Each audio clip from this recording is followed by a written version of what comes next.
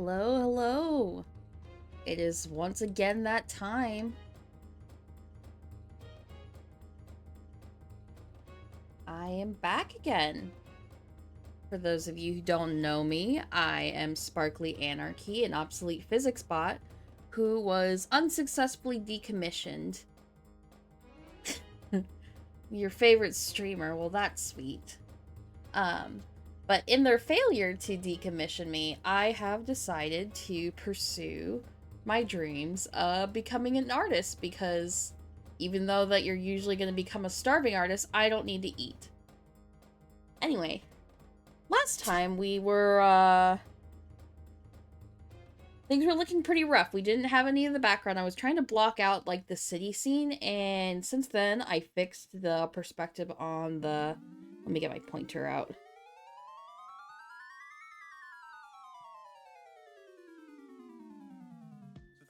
We fixed the perspective on the fence. I added the benches here. I added the whole city background here. And now we're just going to do a little bit of correction, but mostly ink the background stages of it. And then if we get the inking done in the time between yapping and doing all the stream stuff, we'll start on drawing the characters themselves in the foreground.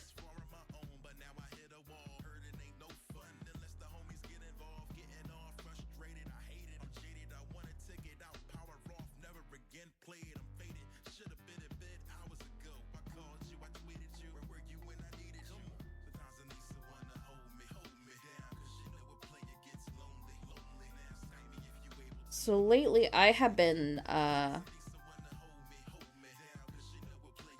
brushes all move for some reason.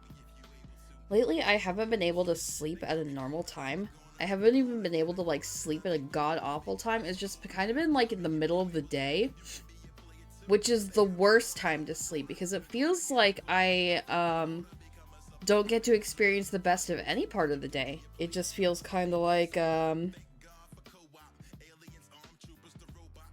I'm just wasting my day no matter what I do, which kind of blows, to be quite honest.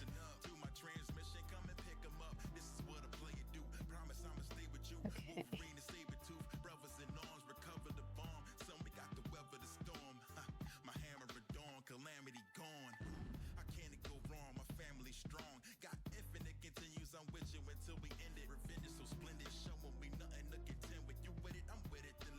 I'm buying my whole sketch down.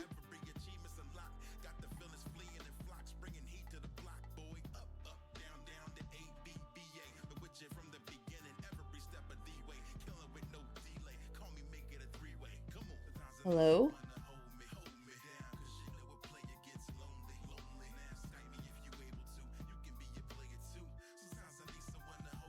Don't need that anymore.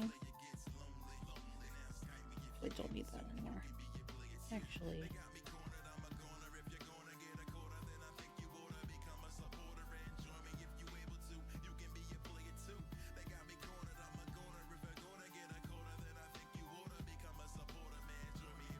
I've been trying to do a better job of naming my layers as well.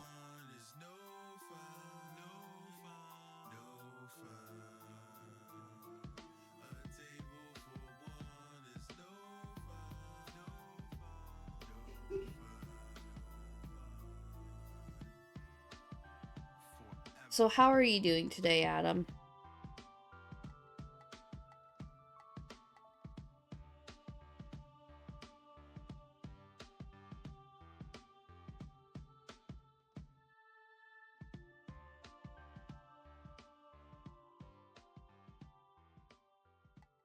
Better than yesterday, at least. Well, that's good to hear. And then hopefully tomorrow's even better than today.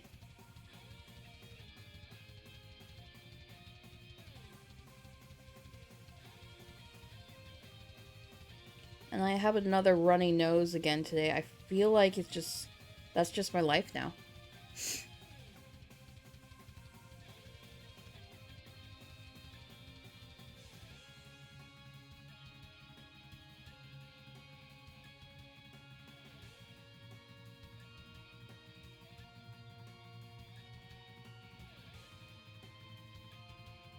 You also have a runny nose? Well, that's not good.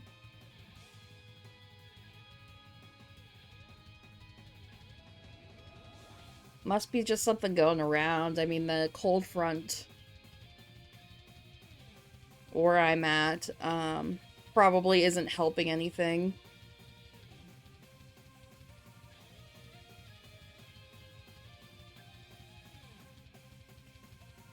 Probably just making things worse. But no, yeah, mine is because I'm eating chili. Well, that'll do it if it's spicy enough.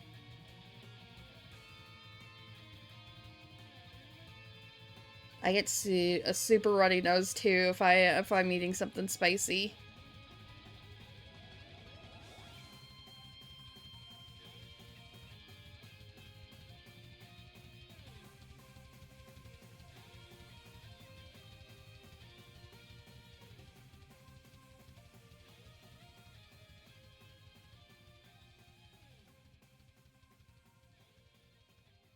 Okay. We have all that combined together.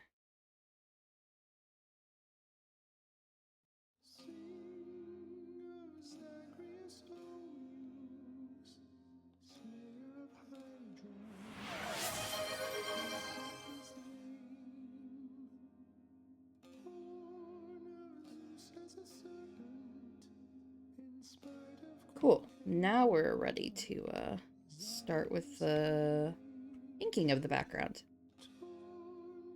Too small.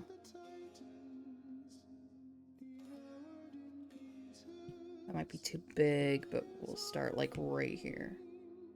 Cool. It doesn't feel super spicy, but it's getting my nose running. Maybe it's a heat thing? Also, hi, Akshi. You have 2 full sticks of RAM. That's like, what, a $500 value now? You're rich.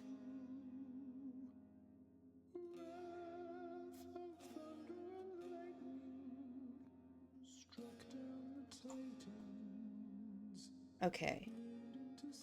So I'm thinking I'm going to work...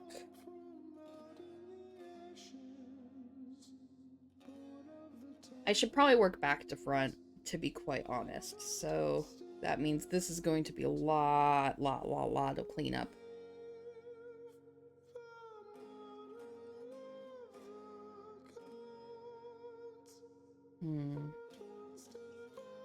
Actually, I'm going to start with the fence and work my way forward, and then add the city stuff, just so I'm not, like, unnecessarily fixing detail and stuff that I wouldn't even need to draw if I started from the way back. Yeah, so let's do that.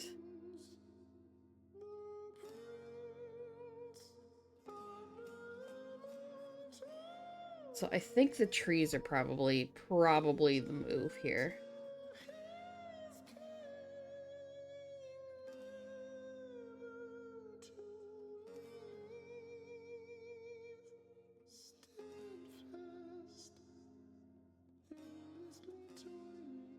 Shooting me a message in Discord. Okay.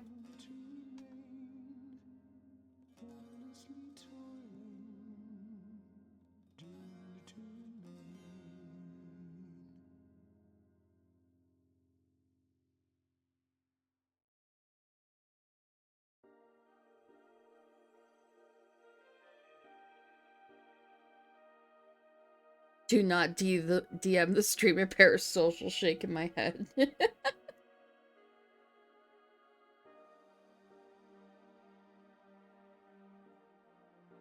Well, speaking of parasocial... Wow, if I learn how to type in the right place. You can follow me at a bunch of places. Like Blue Sky and Twitter.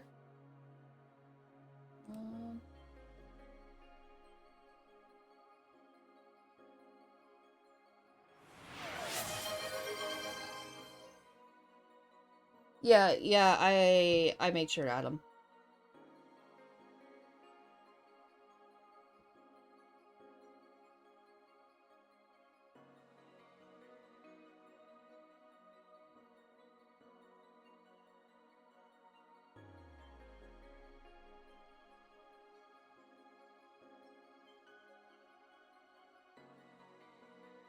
What the hell is... Oh.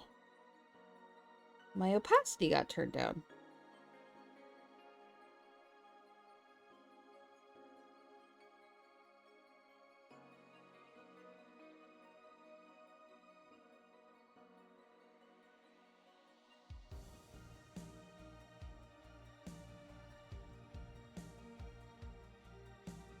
You're playing a game that you didn't realize was dear to you until you played it again. What game?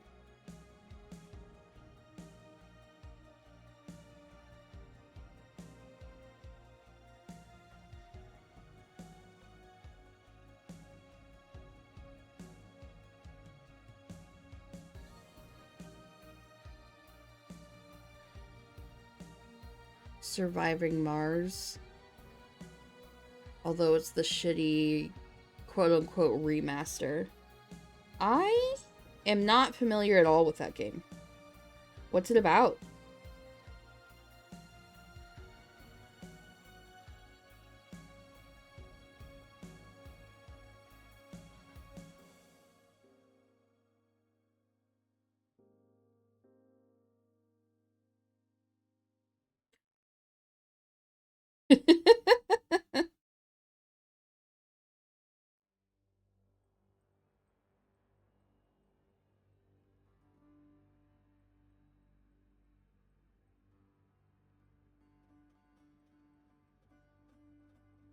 Yeah, get that thick line art here. Reminds me of a tree I climbed when I was a wee bot. Surviving Mars is about colonizing Mars and trying not to die horribly. That sounds like a lot of fun. Sounds like something in like the same vein as like RimWorld or something.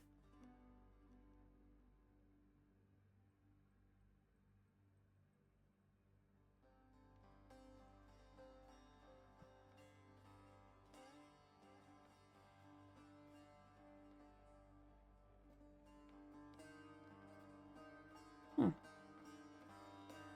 My Spotify is still on shuffle. I guess we're just really stuck in a Hades loop right now.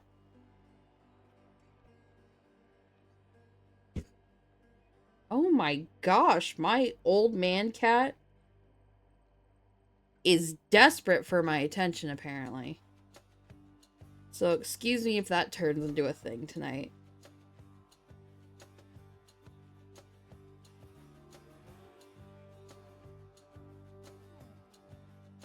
He is It's not quite like RimWorld, but I'm not sure what else to compare it to. If City Skylines hated you. That's a good one. Well, that sounds like fun. I miss being able to play City Skylines, and I'm sad that City Skylines 2 sucks, and that, that studio kind of just, like, gave up completely on making it Steam Deck compatible for either version of the game. Just straight up just, like, told us that they were going to implement it on, City Skylines 2, and then just didn't.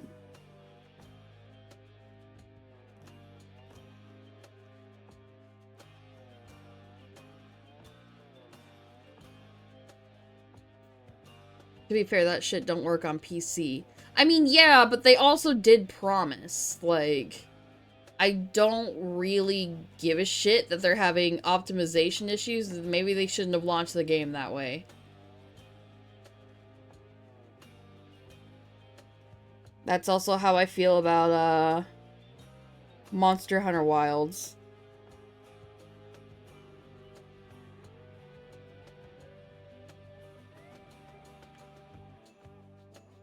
I guess I can change that so it's like the snow is... Yeah.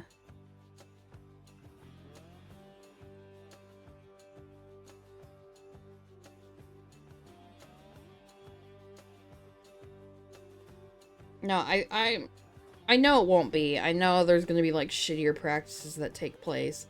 But I'm hoping the silver lining of the RAM shortage is that, devs are forced to optimize their games for fucking once.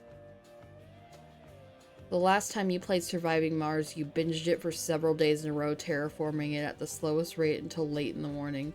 You finally fully turned it green and celebrated by almost falling asleep in your chair. Well, that sounds like a lot of fun. That sounds like intense, too.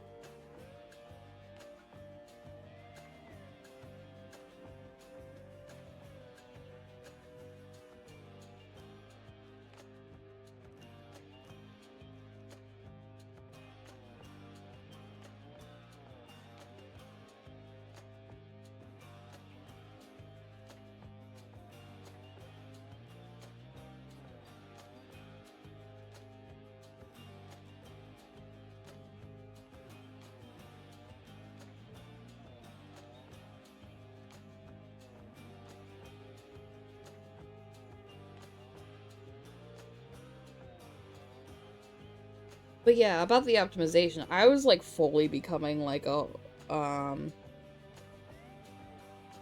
guess the best way to describe it is kind of like a Capcom fanbot. um, but then like Dragon Dogmas 2 came out, and that was like a whole optimization disaster. And then you felt like you actually accomplished something. Maybe it was just the sleep deprivation. But I mean, it sounds like it was a lot of hard work. So you can feel proud of that. But with the optimization, it's just like Dragon Dogmas 2 was shitty because they pretty much overpowered their NPC in the way they run because they wanted to be like super custom, and for a long while they weren't compromising on that. And now Monster Hunter Wilds is a whole separate shit show, and it's probably an accident that this happened, but it just seems like the more DLC you have for Monster Hunter Wilds right now, the better it performs, which is not a good look for Capcom at all, even if it's an accident, because, like, they pretty much lost all the goodwill they've gained, like, over the last couple years. At least among the Monster Hunter community. I don't know about, like, their other franchises. What? Yeah, one of the guys who led, like, helping, and this is just a fan, he doesn't even work for Capcom, I don't remember his name, though. He worked to help optimize, Dragon's Dogma 2 a little bit better, and then he was just like, okay, I gotta get to the bottom of why the fuck, Monster Hunter Wilds is running so shittily. And it was a complete accident that he found it. He was switching between his and a friend's, like, account. All the same settings to run the game and stuff like that. But his friend, and he was on his friend's account and was running, like, way better, like, no question. All settings were the same and stuff. The only difference is that, that the friend had more DLC than him. Actually says, basically the game performs a constant check to see if you have DLCs. If you have them all, it disables, so it constantly is running a process-heavy check on your stuff. Or so I heard. Yeah, that's essentially what is going on. Obviously he doesn't have the source code or anything, but yeah, I don't think it was on purpose. I don't think they were aware that the process to check for DLC was that heavy. But now that it's discovered and out, it doesn't look good for them. That doesn't look good at all.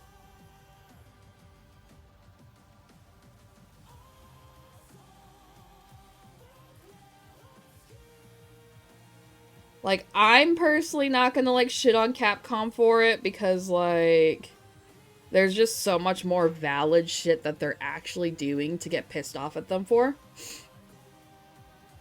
But I'm also not going to blame people who would get pissed at them for that. Because it is an insanely shitty oversight. Like, you essentially, even if it's on accident, you essentially, like, implemented pay to win. Because while I personally don't think, you really need the 60 FPS to do better in Monster Hunter as a game, especially Monster Hunter Wilds, because it's so fucking easy. Some people do, like, need the extra frames to perform better, because, like, that's just how they're more comfortable playing, or anything like that. So, but, like, it was a soft kind of pay to win on accident.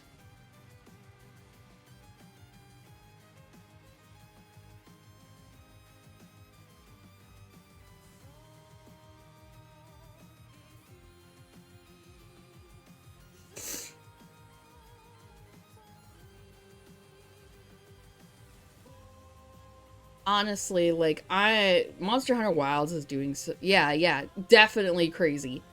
Monster Hunter Wilds is doing so poorly. I'm even wondering if, they'll bother developing a master rank for it.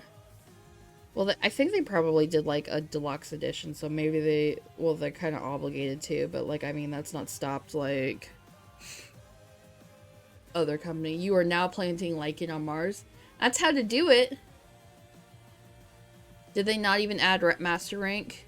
Master rank is always a DLC in the Monster Hunter games, so that's pretty standard.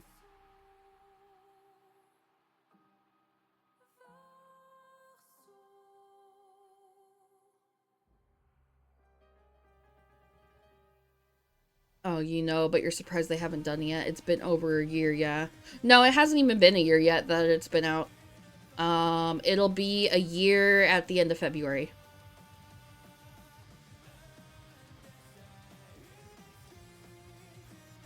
And the only reason I remember that is because I took a week off to play that game. Yeah, still very close. No, they haven't even announced the DLC. But if I recall correctly, Sunbreak was like 2 years after? But if, like, 5 people are playing their game, I'm wondering if they're gonna even, like, bother.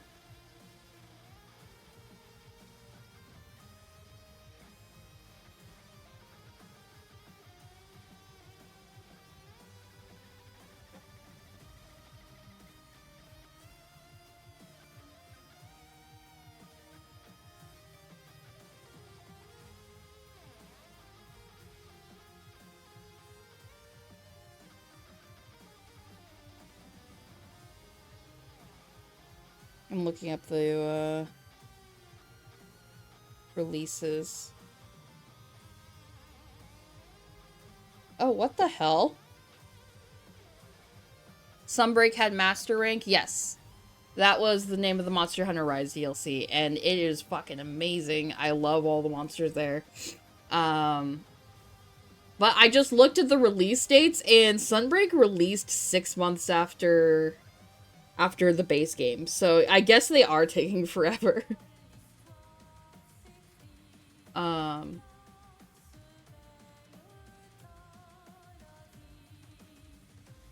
that makes way more sense. I did not look into Monster Hunter World's release date, like, window and stuff.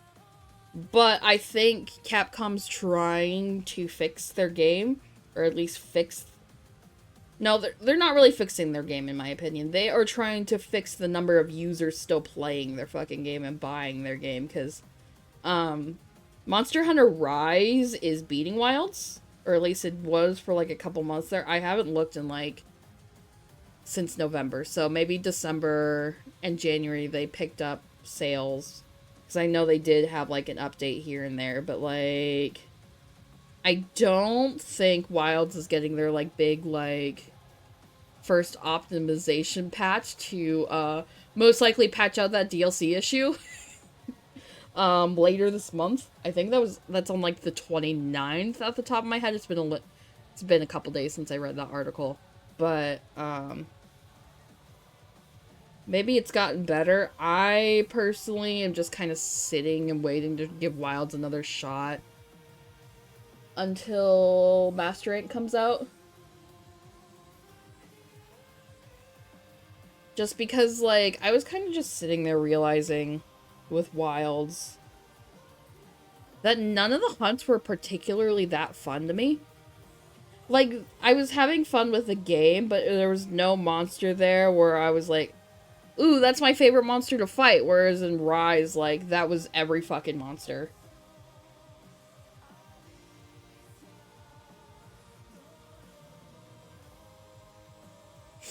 I really, really wish I could still vibe with Monster Hunter World, but it feels so slow, and the tenderizing in the Iceborne DLC kind of ruined it for me. I don't like when you establish a new mechanic and then make it fucking required. That's unfun to me. Let me play the game how I fucking want to. Yeah, you liked the monkey thing. Yeah, I don't remember any of the monster names, but the monkey one's really fun. I never played, like, any of the older one, any Monster Hunter older than, World. I guess you could call those the retro ones at this point now. Iceborne was a year and a half after. Okay, that makes sense. That was more of, like, a powerful game. January 2018 and September 2019. Okay, okay. So, like, they're still on track for, kind of World's timeline.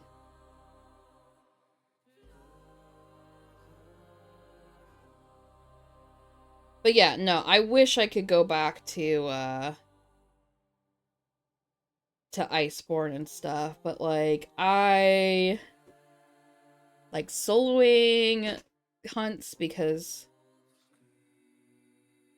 I can get my shit done. I do not like tenderizing. It ruined everything, in my opinion. Yeah, all it does is kind of add time to hunts, but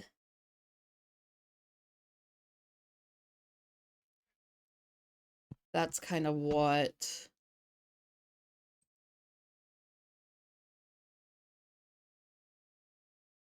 That just kind of ruins the fun. It ruins... Thanks, actually, I couldn't figure out how to do that on OBS. Now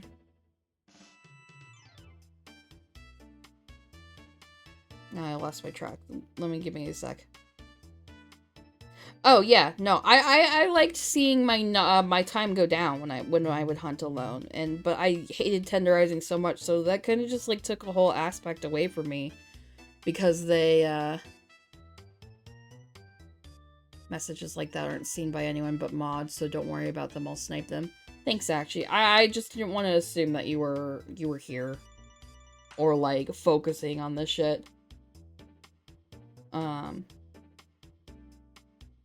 But yeah, and I mean, like, if someone, like, approached me and was like, hey, I really, really want to play Monster Hunter World, I'll do it, but I'm probably never going to, like, on my own decide to play that game, because, again, Iceborne kind of ruined it, and I'm at the point where Master Rank is the only thing that's really worth my time.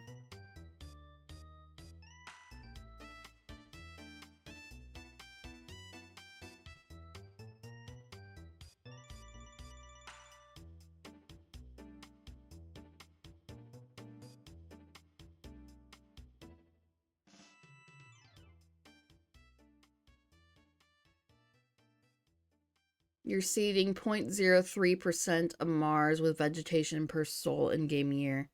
And it'll support plain grass on Mars at 10% vegetation and 10% water coverage and 20% hotter temperature, which I'll need to establish an atmosphere for. Also, you can shut up about this if it's annoying. No, it's not annoying at all. I don't understand any of the stats because I've never played the game before, but it's interesting to hear all the stuff that you need to do.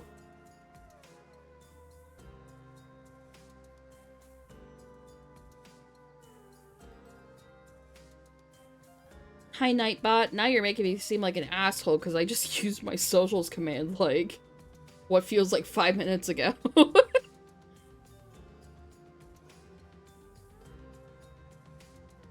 my god, we've already been going for like 30 minutes. What the hell?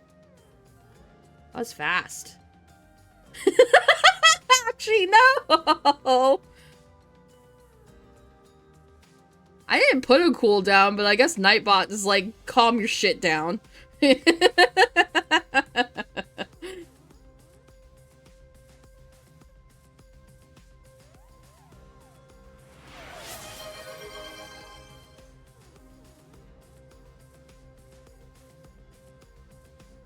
Thank you for the hydrate.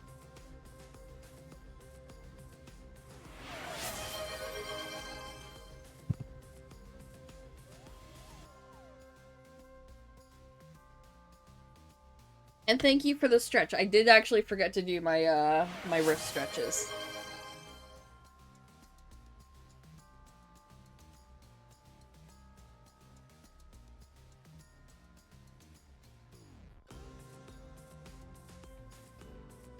Remember, kids, even if you're feeling fine, always do your wrist stretches, because then you'll hit, 30, and then you'll realize that all those years of not doing wrist stretches wrecked your fucking shit.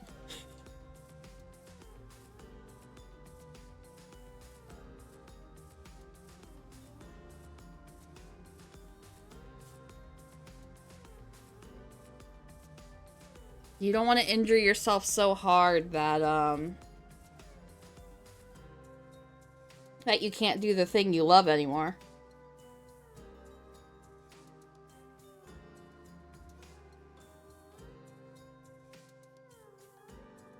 We are a Darren Korb heavy day today, aren't we? Okay. Not that I'm complaining, his music is fucking rad, but...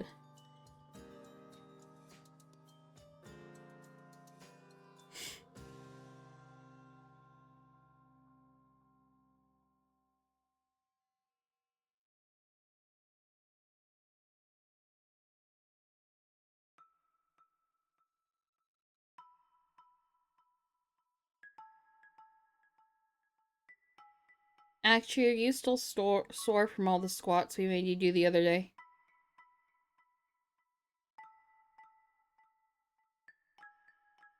Sure am.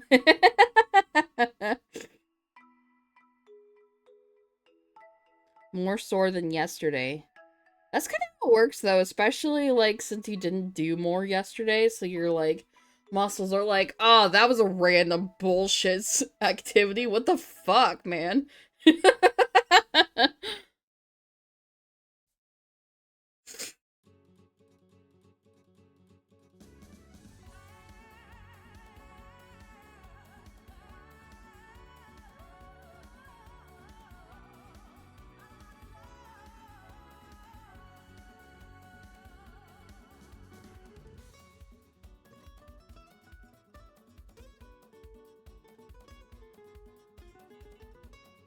For those who have played Romancing Saga Minstrel Song, this boss fight always kicked my fucking ass. And I would explain for those of you who don't know, but like... I couldn't even begin to explain if you have like no context for the game. I guess the best way to put it is that this was a boss fight...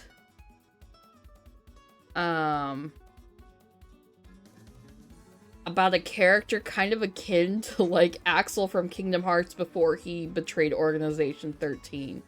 However, that might be just because the character that you're fighting in this boss has the same voice actor as Axel.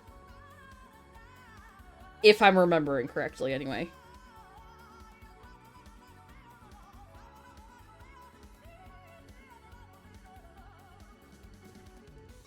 Anyway, here is my plug to play Romancing Saga Minstrel Song. It is so fucking good. And the remaster is Will Arnett.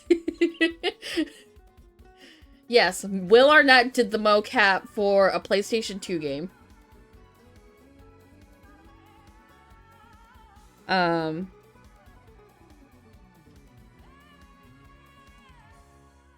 Did PS2 games even do mocap? No, I don't think so.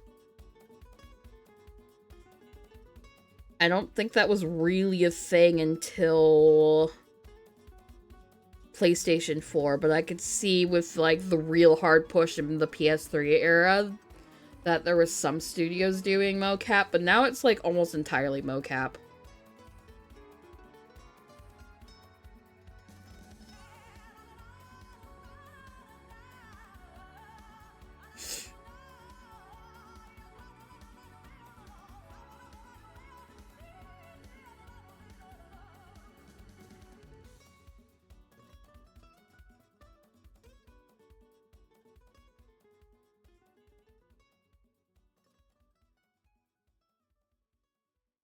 I could be wrong on that mocap stuff too. But that's what feels right to me. That's what I logicked out to make it seem like the correct scenario.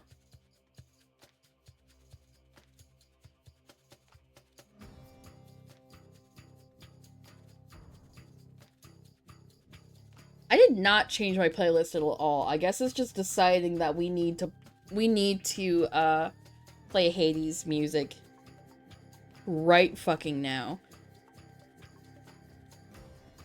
Like, I'm not complaining, I'm just surprised it took 4 streams to do this.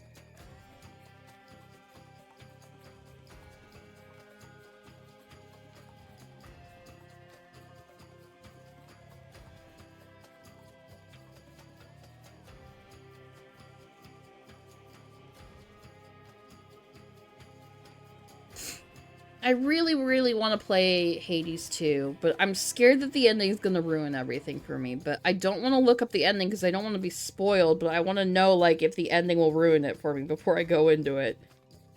Because I'm going to play it regardless, but if I know that the ending is going to ruin it for me, you heard it's just kind of more bland than bad.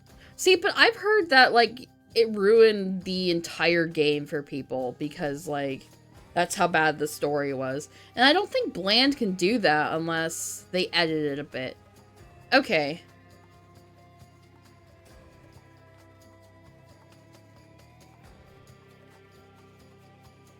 I can handle bland as long as I don't feel cheated. Added a bit more context so it didn't fully suck shit. Okay. Because, like, here's the thing. I can keep loving a game if I don't feel cheated by the ending. I don't need the ending to necessarily be fantastic, because I think, going in and making an ending for the game, or an ending for anything, to be quite honest, is really difficult to do. So, like, I think the bare minimum to really, like, ending something, writing something is, like, you don't necessarily have to make it mind-blowing, although, like, that's the goal. That's what you should be doing. At the very least, just don't make your audience feel cheated. You have no context for this. Did people hate it? Yes, people really, really didn't like it. People's reaction to the ending is why I have not played it yet. Because I'm scared. I don't want to hate this game. I really, really want to love it. Because I fucking love the first game. And it's also kind of one of those things that I heard that if you start playing the second game, you're never going to want to go back to the first game. And so, like, I would just kind of be stuck in this thing where I love the gameplay, but, like, feel fucking cheated by the story of Hades 2, and then I won't play, like, it at all. Which I guess I'm at the point where I'm kind of like, I'm not playing it anyway, so maybe I should just, like, fucking bite the bullet and do it, but we'll see.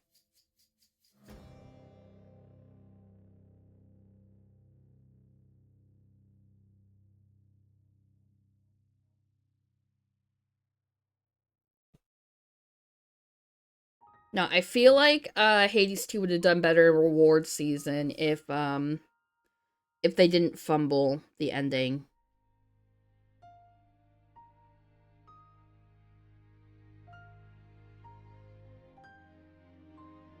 Not that they did terribly, they just had, like, stiff competition this year. You just can't believe Supergiant fucked up a story. They did so well with Bastion. I own Bastion. I played like the first 10 minutes. I liked the narrator. That's the only thing I remember about that game. I heard Transistor like makes people fucking bawl.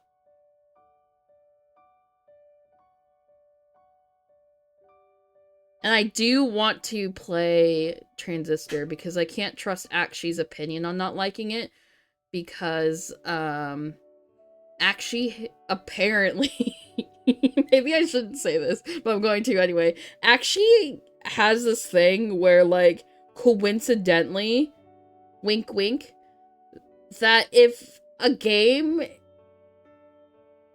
protagonist is a redheaded woman, odds are they're not going to like the game. Complete coincidence, but I love giving them so much shit.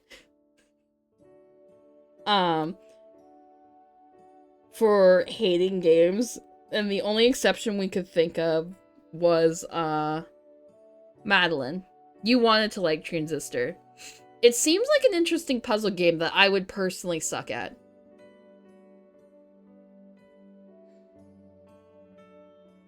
And from what little I know, I don't even know if, like, the thing I know is a plot twist.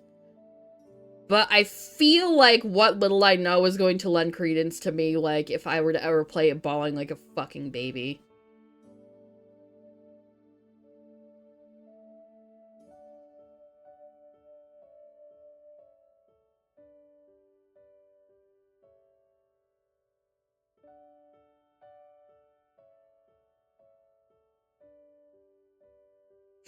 But we'll see if, I do have a goal of playing more new games this year, because last year I played maybe, like, 3 games. My Steam Wrapped, I was looking forward to it, and then I just saw how, like, fucking pathetic it was.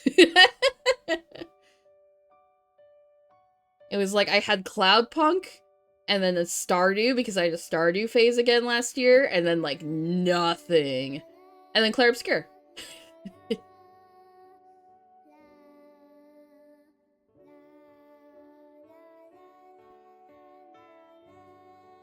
When a game I played for 10 minutes, which was Peglin, made it into my top 5 games played of the year, I know that I did not play games very well last year. But, like, I had a lot going on, and I was still playing games a lot. It was just, like, in the form of, roleplay games. Tabletop roleplay games.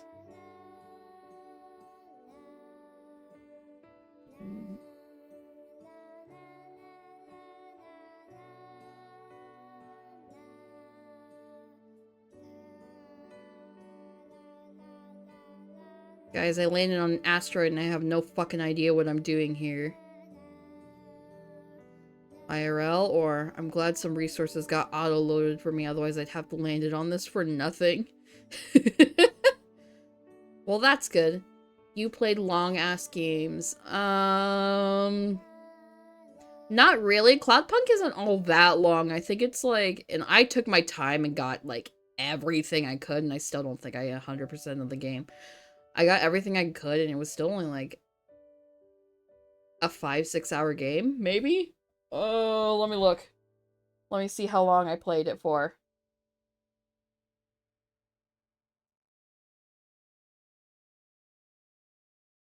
No, that's gonna take too long. Actually, you could look up Rogue Trader and... Oh, yeah, I forgot I played Rogue Trader. Yes, I played Rogue Trader for like 130 hours or something. So, okay, I did play long games. You're just sucking out exotic oh my god.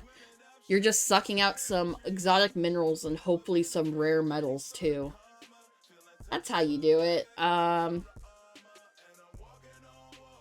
Yeah, sorry, I literally don't know anything about the game, so it's hard for me to really make commentary, but I'm still interested in it.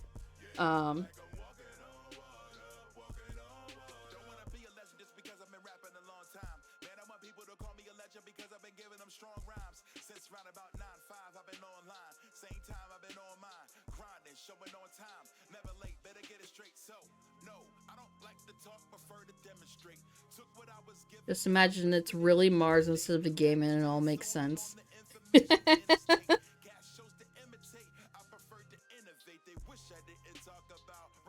If it was Mars instead of a game, I'd be really concerned, and also very curious how you got the resources to, a meteor slammed into your fuel depot. RIP. Hopefully you can get that fixed.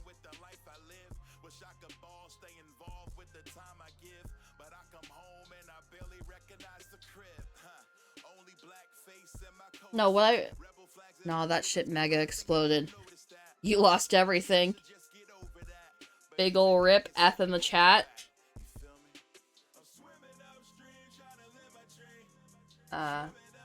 Big ol' F.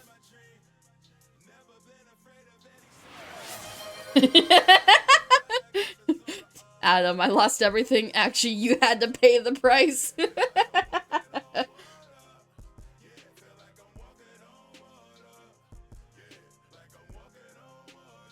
No, what I need to do is I need to find a game. I played Lots this year, and that was cute. It was only like a 6-hour game or something like that. I didn't 100% that one either, but I did like find the secret area or whatever, and it was cute. It was cute for what it is, but it wasn't exactly what I was looking for. I played Deltarune and loved that. I tried to play Portal 2 and then I got really fucking sick. But no, right now I need to find something to play that makes me feel fully immersed and gives me an escape. I am doing better mentally than when I like last really needed it, but it's still nice to escape and not be me for 10 minutes or 20 minutes or in a couple hours or whatever, because like, I don't know, it's just fun to do little role plays, make like a little story for your characters or something like that. And it's just been like a really long time since I've had something that I could like fully like get into character for and just escape. And I don't know, I just kind of miss that. I miss like that deep roleplay. I miss getting into that so deeply.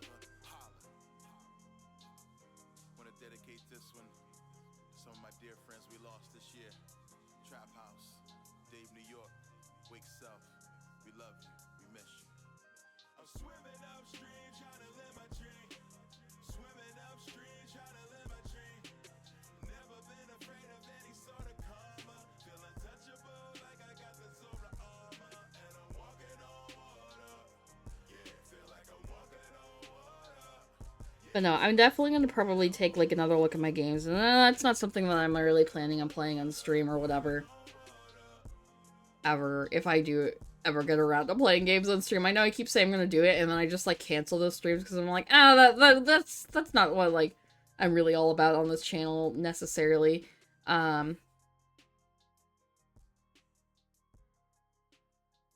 like in my personal time, I need to find something like that just to relax, so I'm not always in like need to improve mode, which is nice. I could see like immediate improvement in like all the shit I'm doing, but if I don't find something to take a break with properly for a little while, I'm going to burn myself the fuck out. And I want to avoid that.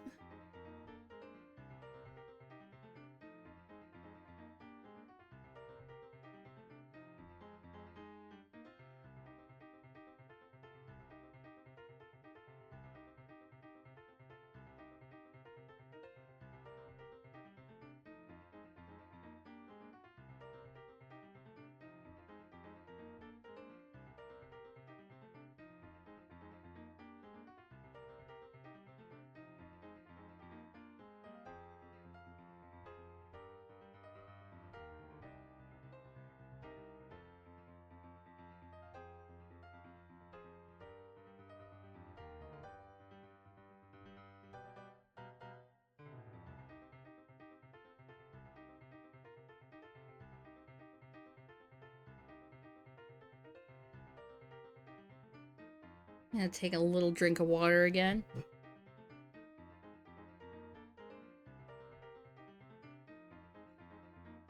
You guys got that hydrate for free. Oh. Thanks, actually. Just... I'll take another hydrate so that one was still free.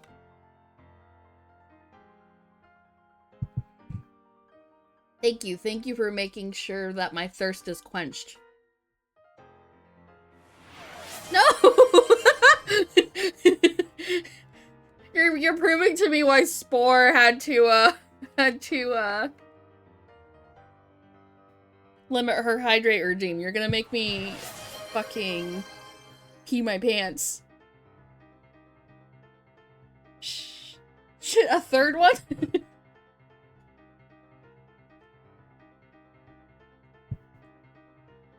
You're going to make me put a timer on that shit in the break if you go too hard. But just so you know, this isn't as painful as the squats I gave you. I'm not that dumb to give myself a redeem like that. That puts me in pain.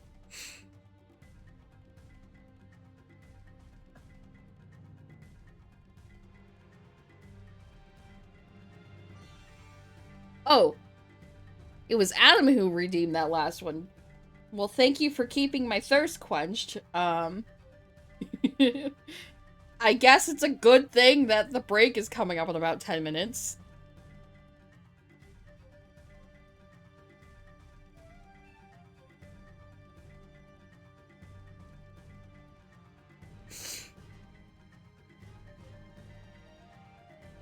Okay, looking at that.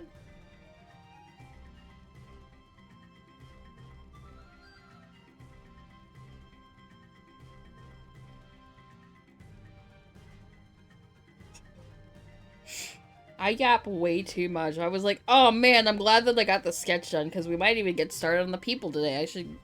But I forgot to get the references, and I was really worried about that. That my ass is taking so long on these fucking trees, and I'm like, oh nah. I will be fine. I'm yapping too much. I'll have to really lock in to, get this done in a timely manner. But that's okay, that's not why we're here. We're here to make nice looking art, regardless of how long it takes. Nice looking art, and then just talking. Shooting the shit.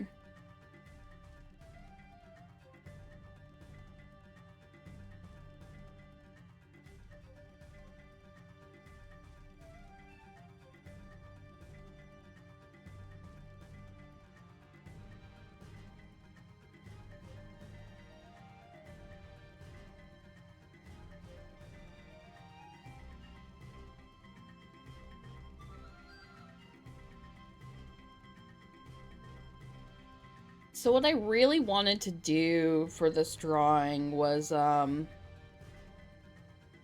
some, like, Christmas lights and stuff, but I couldn't find proper research on when New York City started putting up light decorations everywhere, for the Christmas season.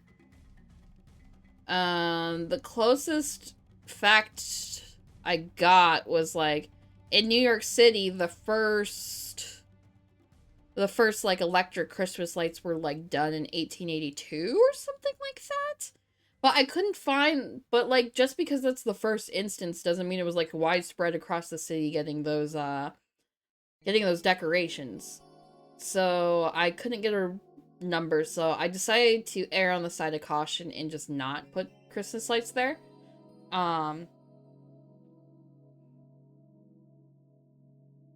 Although maybe I'll go back on them because I'm like, ah, fuck it, it's steampunk light. But also it would bother me because, like, I'm trying, when I built the world of, just to make it easier, the world of Seagram, it was steampunk, but it was like steampunk light. That's such interesting research. Yeah, I found it super interesting.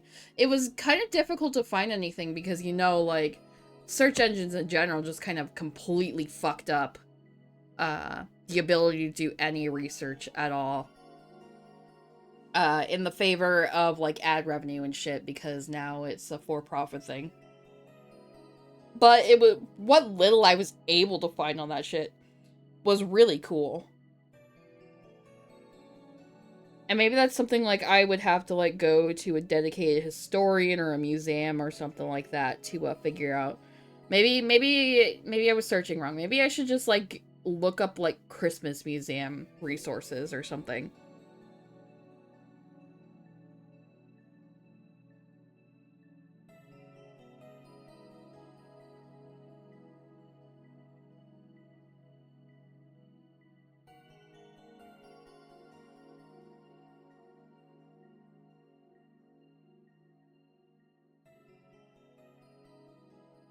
No, when I was making Seagram, I thought seeing New York for myself was just like kind of an impossibility. So it was just kind of like a very nice and like cool dream to have and do all like the historical research of like Gilded Age New York and stuff, because it was just like, oh no, this is some place I'll never like be able to visit. But I want to like come off as competent when I'm writing this thing, because when I was first developing this world, it wasn't a homebrew campaign. It was just like a full-on like webcomic series I wanted to do, or a visual novel or whatever. So I didn't want to come off as like some chud. I didn't want to be like obviously like Midwestern in my gaps in knowledge and stuff. So I hit the books hard. I hit the books hard for that research and stuff, and I tried to make it feel as much like the era as I could. And like the highest compliment I got on that world building is that that it felt like gangs in New York when I was running the campaign, which is nice, because like I was inspired to make the world of Seagram when I after one of my watch throughs of Gangs in New York, which is a rad movie. Whoops.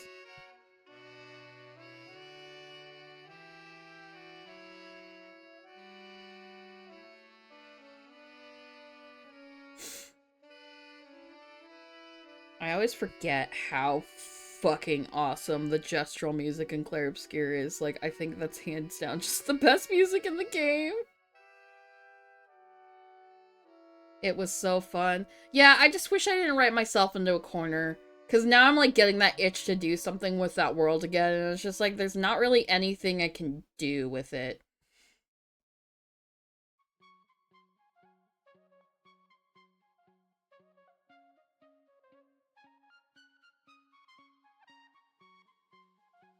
Breaking soon. Yeah, in 2 minutes.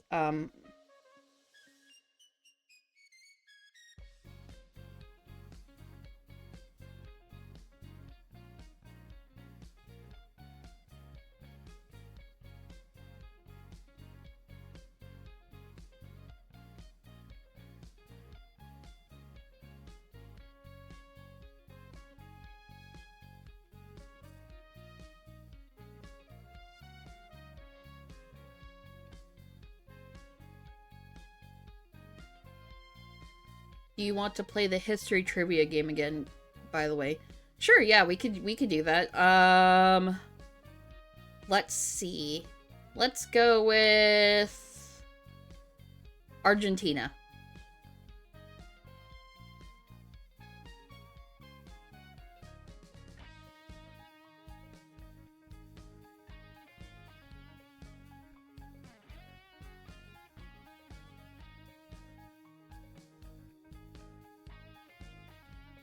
Ooh, you'll have to look something up for that one. Yeah, I gave you a tricky one.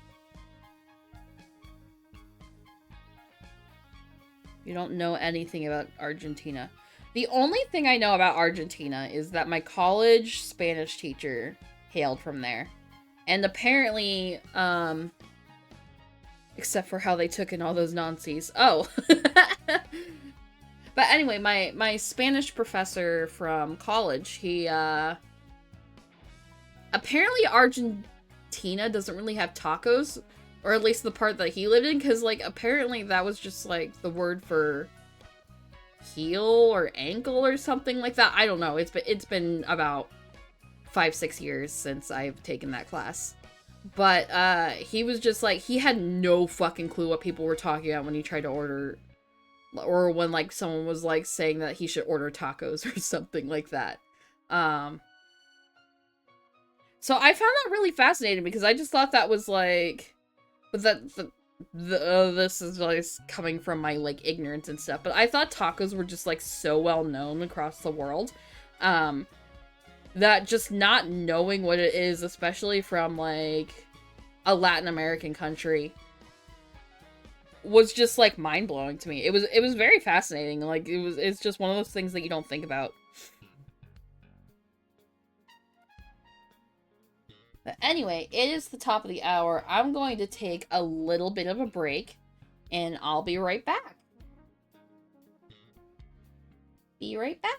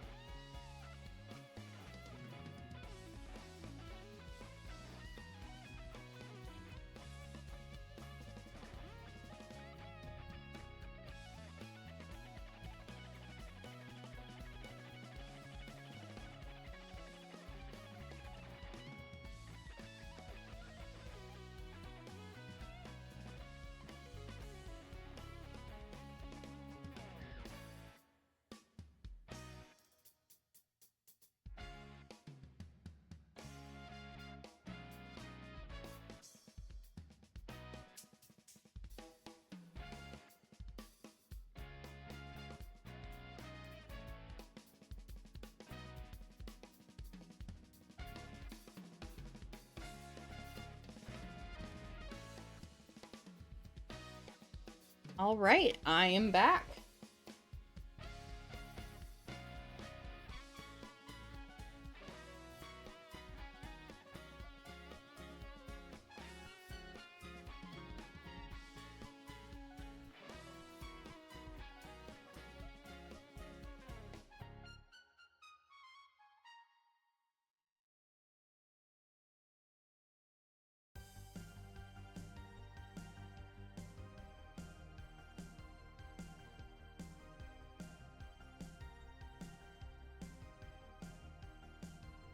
I really, really want to replay Valhalla. I just think I would have, like, I don't know, a lot more appreciation for it now that, like, it's not a novelty that I'm, like, a bartender, now that I'm, like, I've experienced a lot more adulthood than I have when I last, played that game. And I just want to see how that, looks at this point. Because I feel like there's just, like, a lot of things that went over my head, or, like, a lot of things that, Valhalla was trying that I didn't have a true appreciation for, that I don't think I will appreciate until I, like, replay it.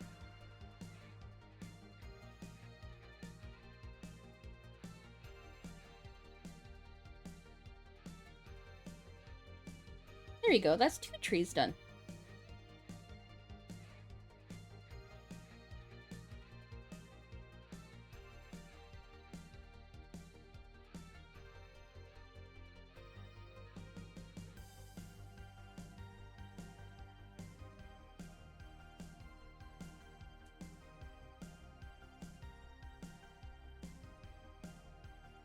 And what do we have for references?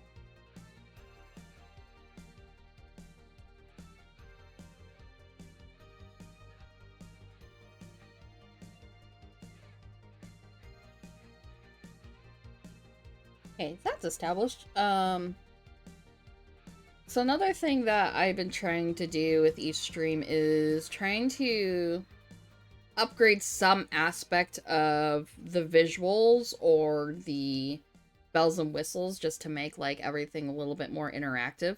So I am more than happy to hear suggestions from people.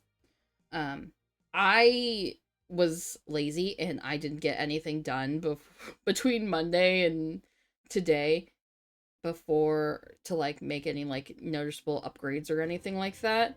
I did some prep work, but I didn't actually like get anything done because I just decided to just fuck around, I guess.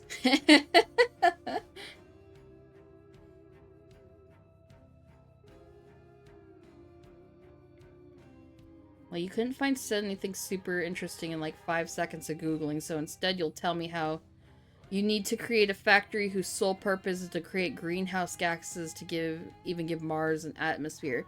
That makes sense. That game really seems competent in like what actually needs to go into making a livable planet.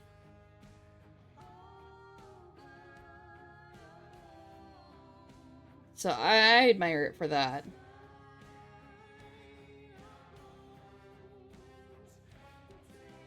You adore it. Yeah, it sounds like a lot of fun. It sounds like something that I would also either like really love or it would be too big brain for me.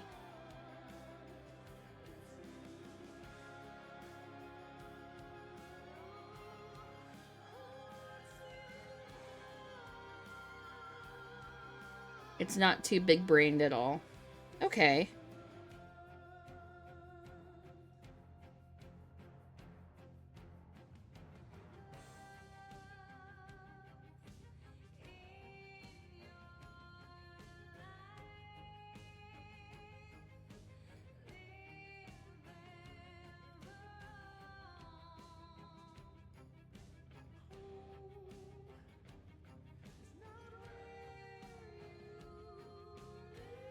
After all, you understand it. I don't know, you can understand some big brain games.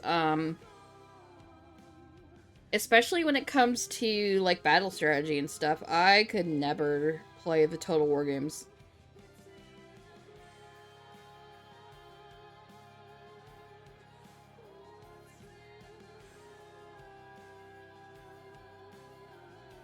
You're not good at Total War. You're better at it than me.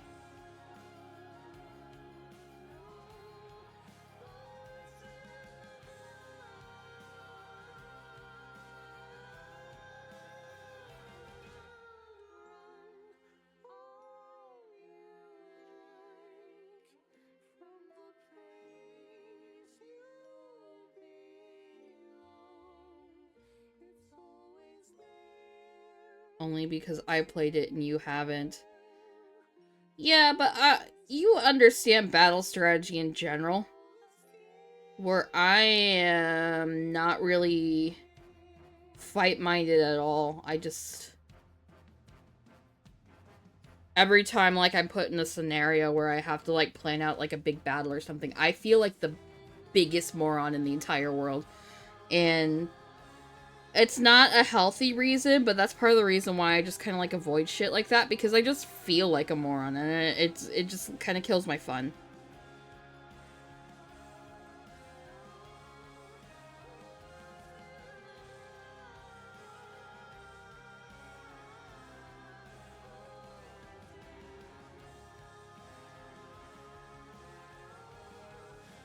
You have over 10,000 hours in that series altogether through all the games, and you still can't beat anyone. I can only do the most basic of battle things.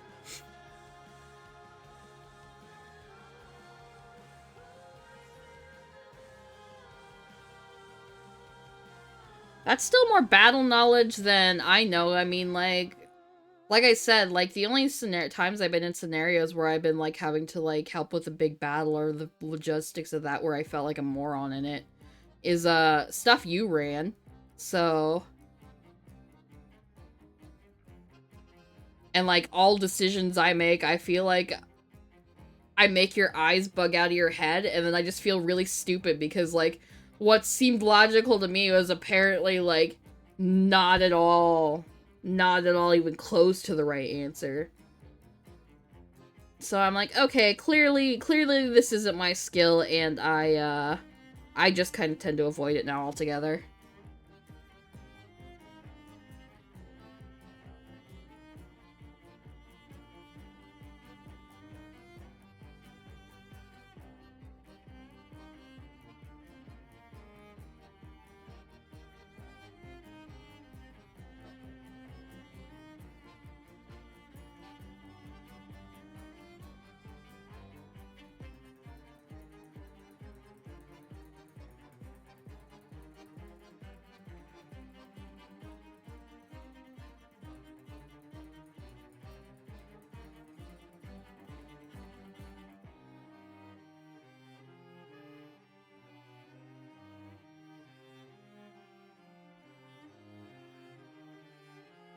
But regardless, the point is, you shouldn't be shitting on yourself or being like...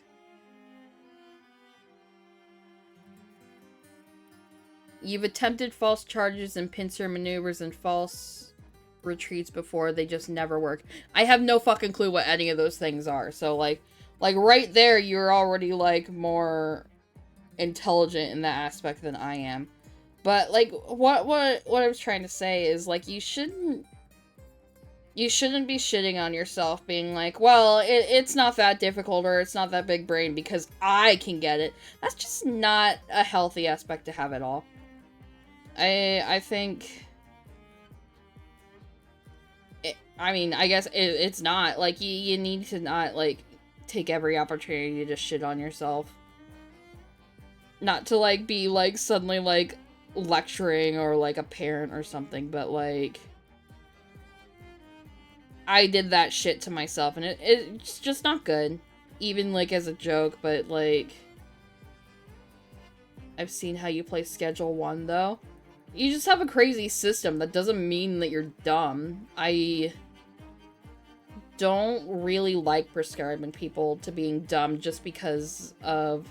Especially because if it's, like, a result of their low self-esteem. Like, that's not great. Also, it's kind of uncomfortable for all sides to just kind of, like, go along with that. Because that's not how we should be going about things. We shouldn't be, like... The last thing we want to do is shit on ourselves to elevate someone else. Because, best case scenario, you're just making the person you're trying to make feel better feel really awkward, because now they have a sense of obligation to make you feel better because you're shitting on yourself. So they're like, kind of like, oh, okay, I was complimented, but now I have to, like, make sure you're okay because now you're just calling yourself a complete dumbass or, like, worthless or something like that. Worst case scenario, they agree with you and they're just, like, a complete fucking asshole about it.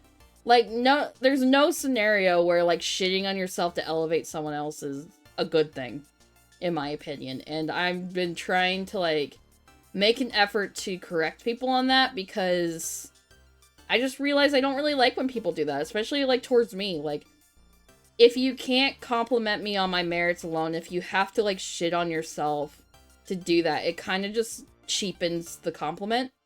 It doesn't feel like you're actually complimenting me. It just feels like you're, I don't know.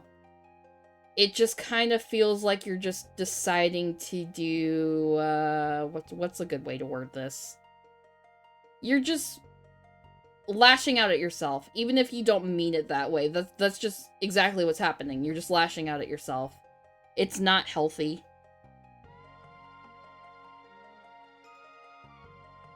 And, like, yeah, it could be jokes and shits and giggles and not that serious, but, like, that shit stacks. That shit stacks and you internalize it, and it's not good.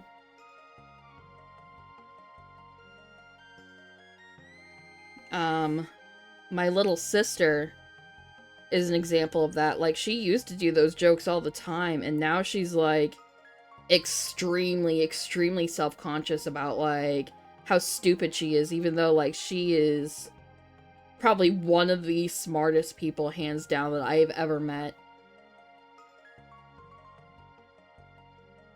But because, like, she leaned so hard in those jokes, people, like, started believing her.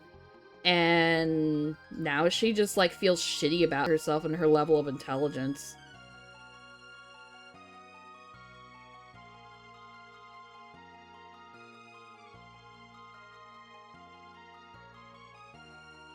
So yeah, that's part of the reason why I'm just, like, kind of shutting that down. And, like, I'm sorry, I didn't mean to, like, lecture you or anything, but just...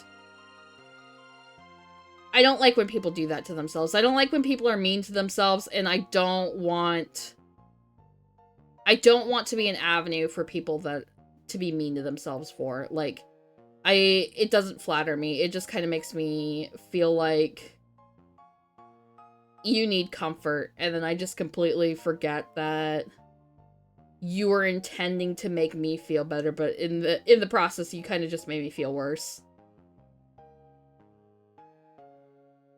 But I'm just rambling now at this point.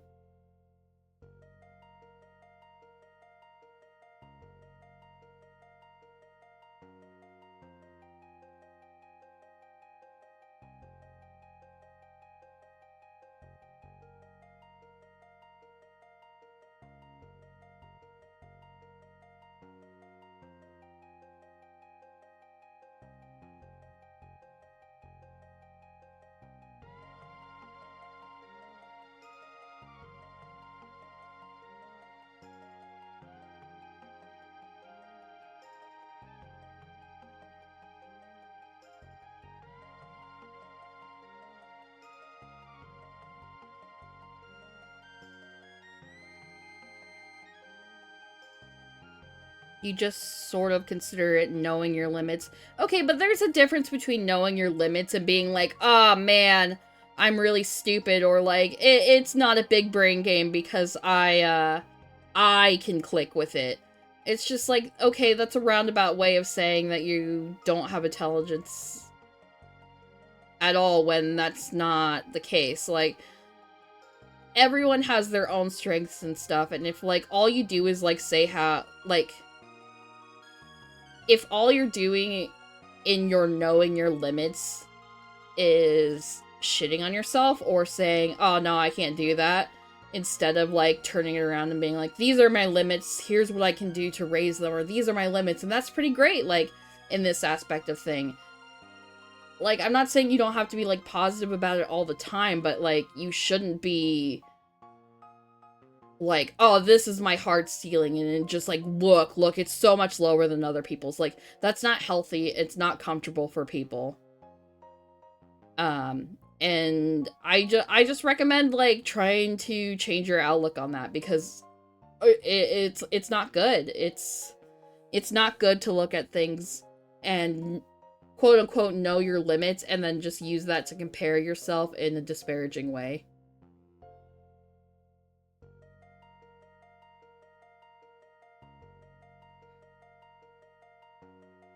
Because odds are you're not the worst at everything, like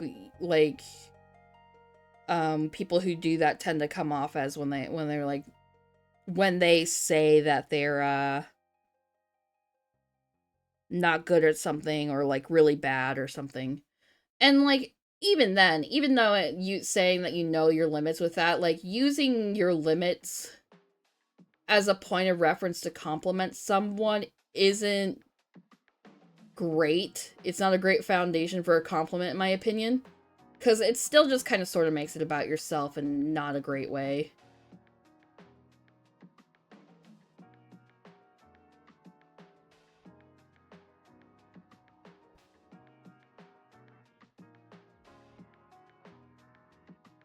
No, and that's just been, like, on my mind a lot lately because,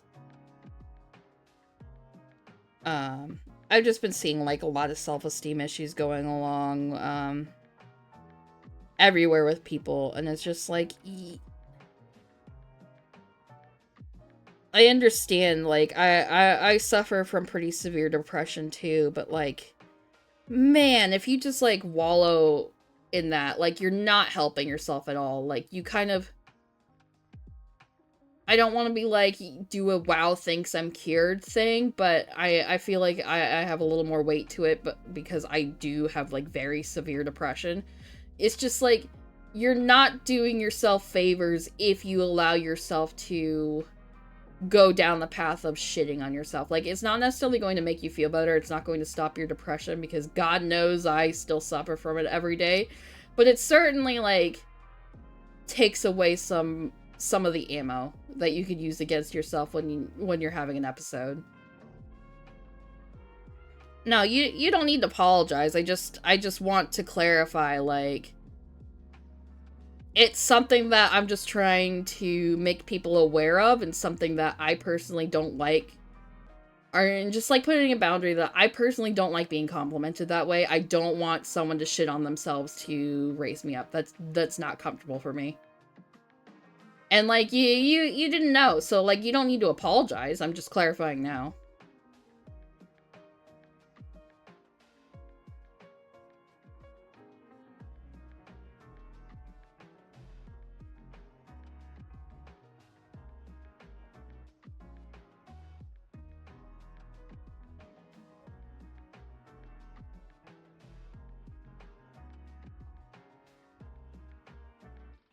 It's because you care. Yeah, yeah. I was gonna say, I was like, ultimately, I just want people to treat themselves better.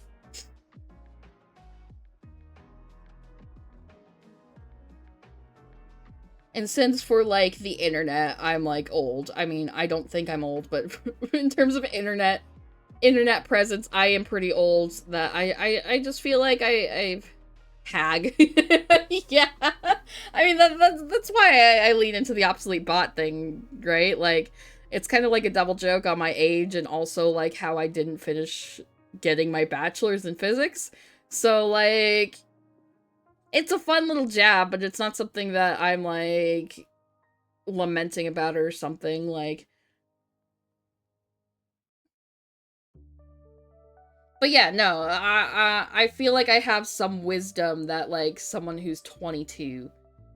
like, I not necessarily someone who's 22, a 22-year-old version of me.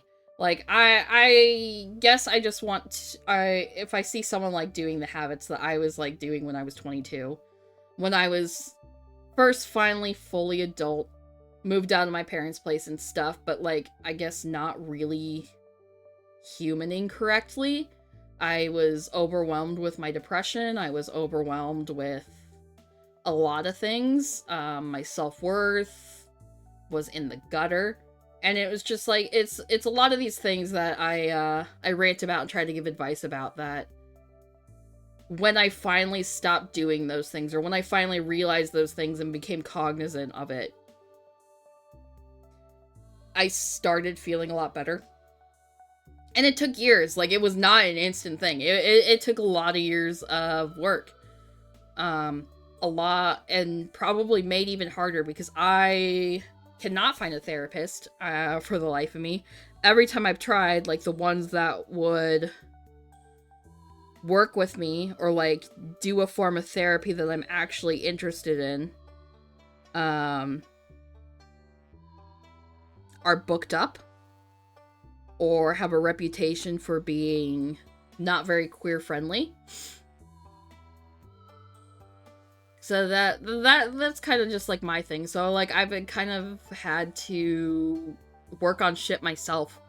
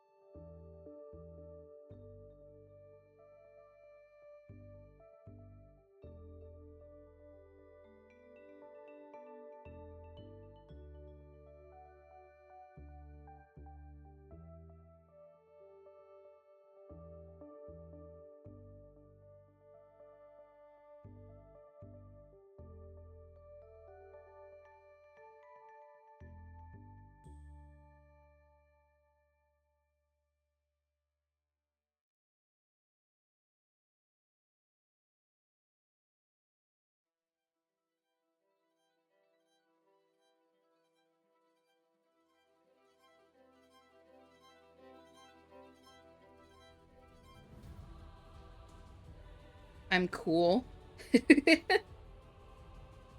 I'm a bit nerd, but I appreciate it.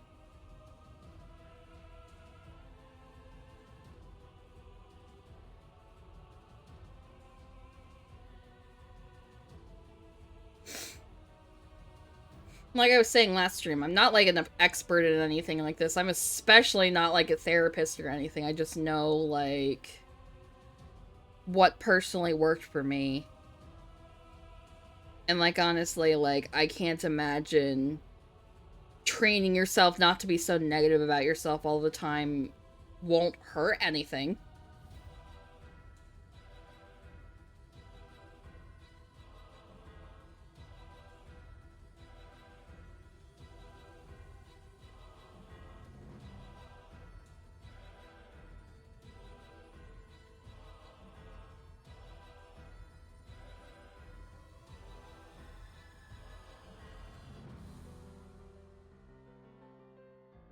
So I think next time, after I finish this drawing, the plan is for art, I'm gonna start doing that cyberpunk series I have written on my memo. And I'm gonna start transitioning some of like folklore figures, starting with like the Celtic Fae into like cyberpunk like solos and fixers and stuff, because I think that would be like really neat. Starting with the Doulahan and stuff. And that way, because I'll do research on all of them instead, I will have like shit to talk about. Because it's a whole topic that I am semi-knowledgeable on. I just need to brush up on it just to make sure that I'm getting things correct.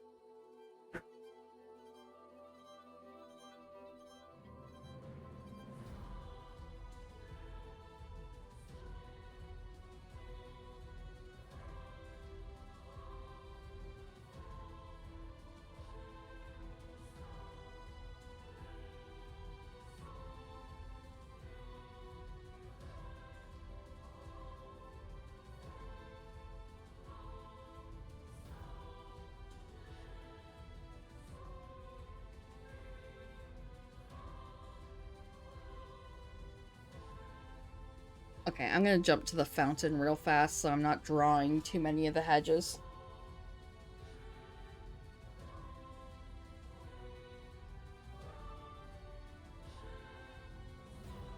Whoops.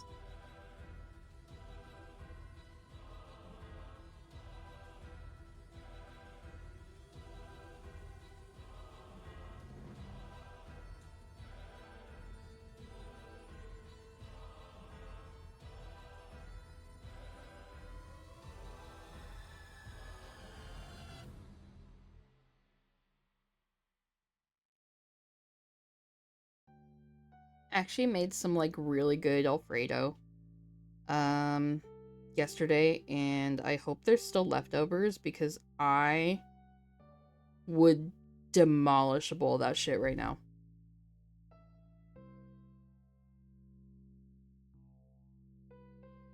But that's probably just because I'm hungry.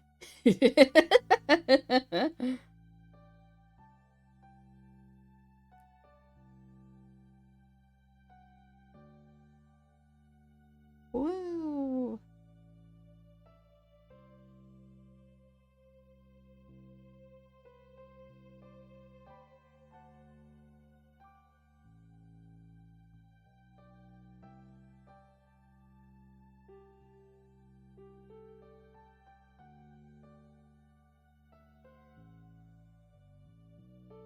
There is, and I'll leave it for you. You have no idea what you want to eat, but you're starving. You can eat it if you want. I can find something else to eat too.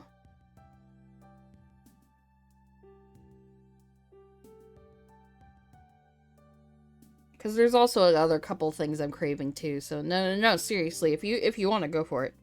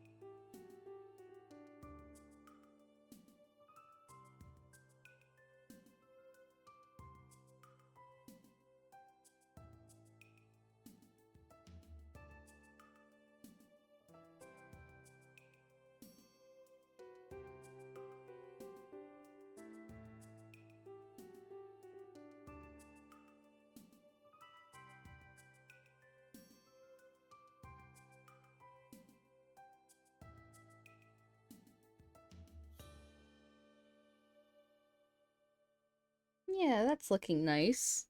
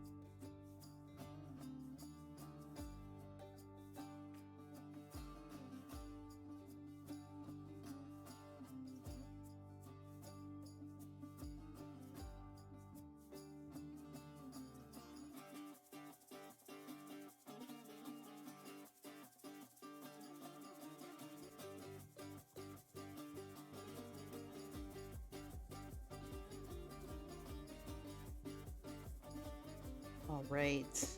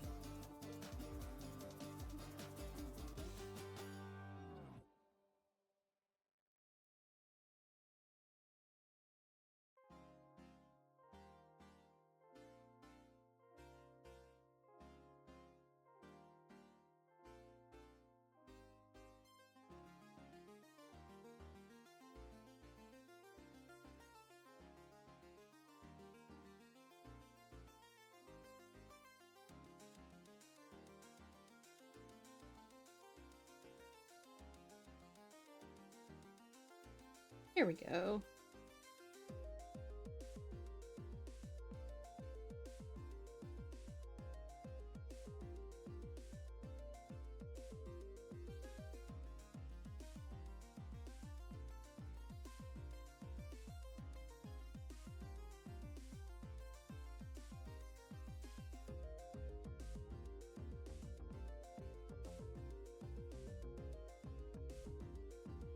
Perfect.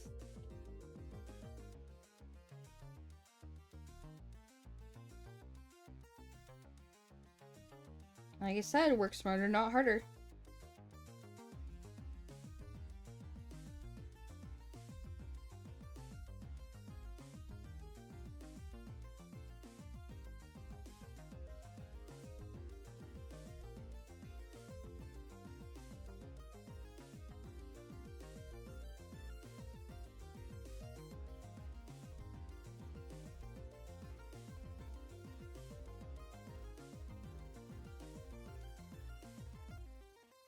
Oops.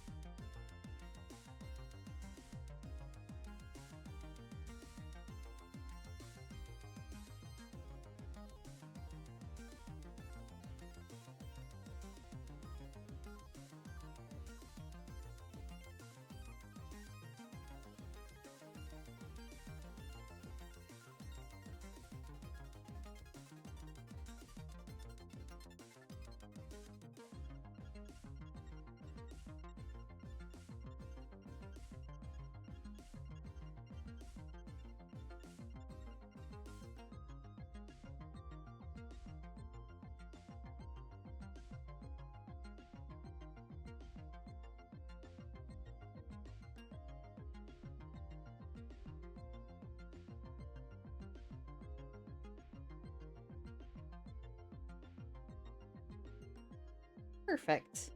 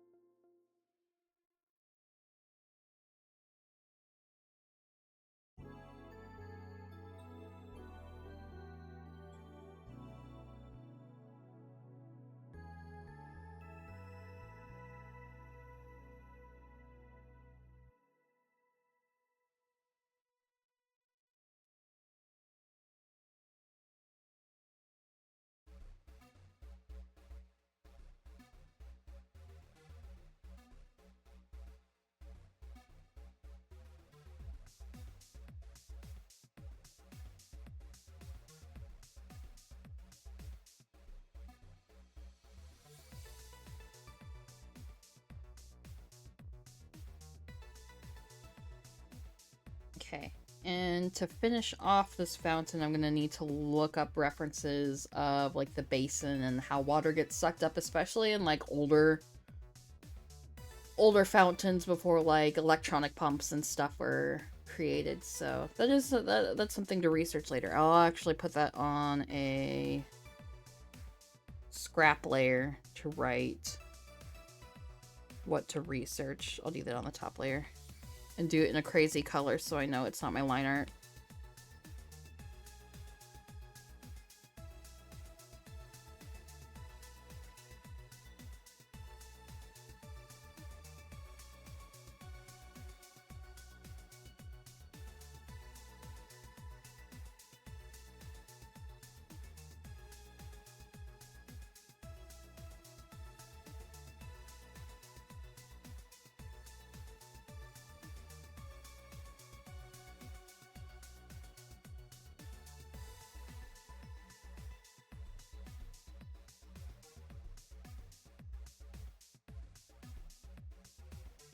Alright, cool.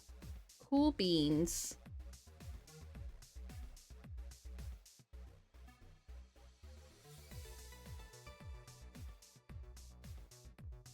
Okay, now...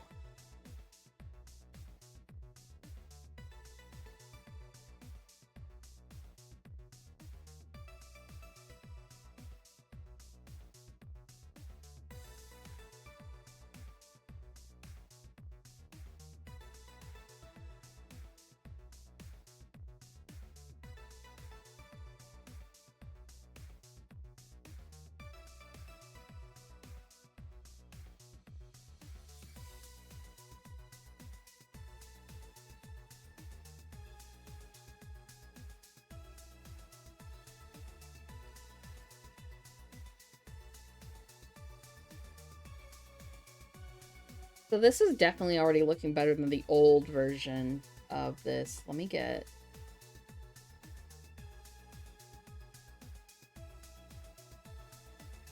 the old version out so we can make a comparison so far.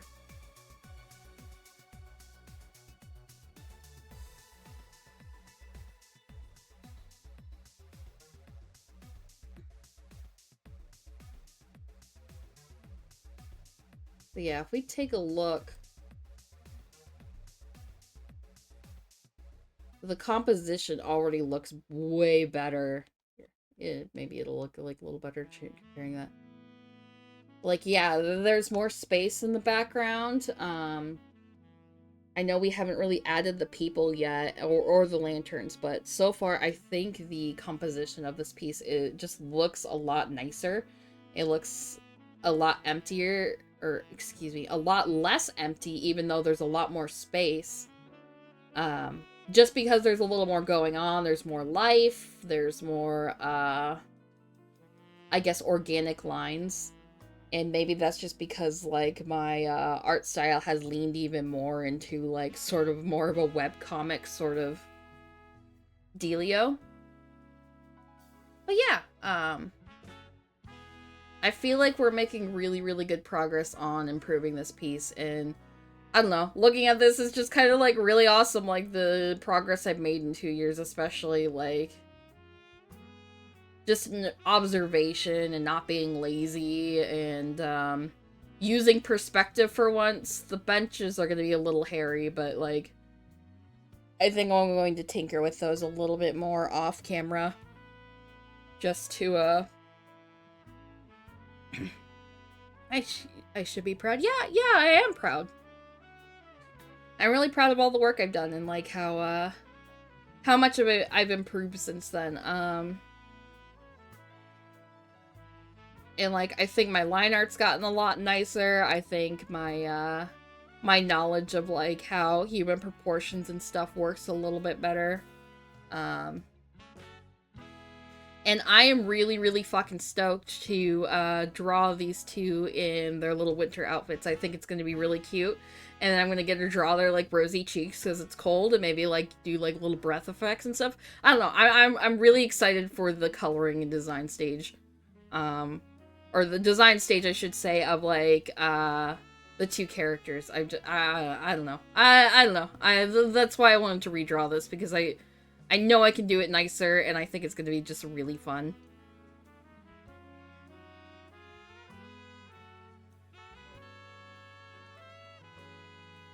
But yeah, we'll put that one away for now.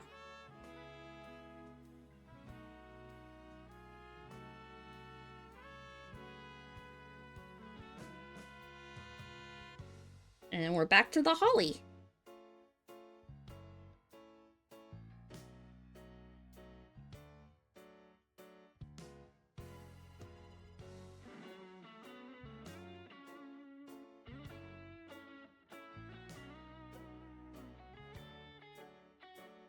I can't believe it's already almost been like 2 hours. That's crazy to me. This doesn't feel like any time's passed at all.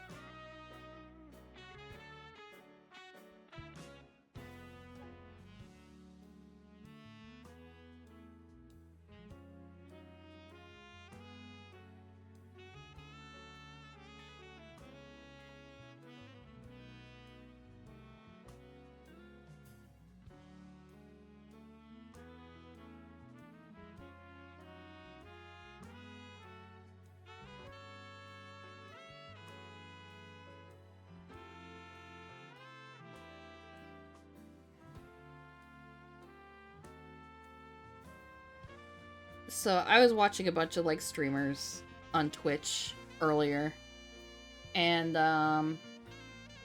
one of the streamers I was watching mentioned a game called Okage Shadow King, and I was losing my goddamn mind because I did not know anyone else knew about that game.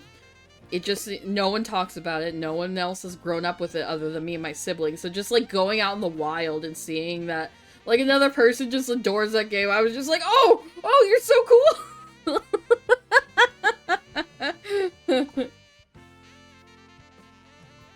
It was a very rad experience. I don't know. And like based on looking at everything, I think they're like my age, just based on the vibe that they give me. So it probably makes sense why I have similar tastes and stuff.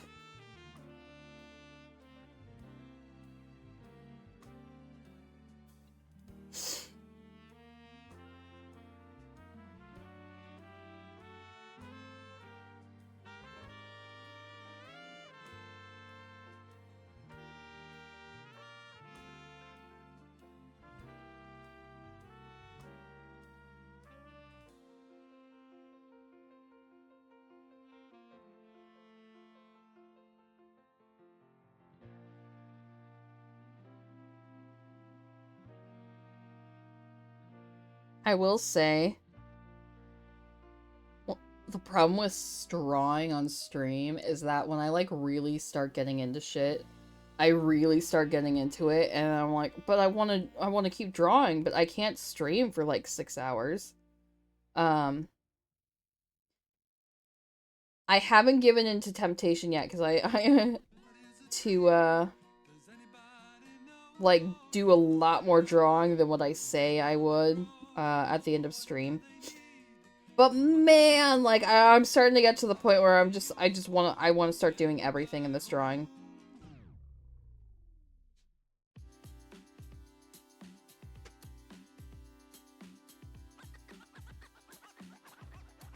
But for now, until like we get to like almost done, like I was with Liv, the Liv character sheet, I am going to just like stick to only doing like the corrections and really tedious shit offline that I just need to lock in for.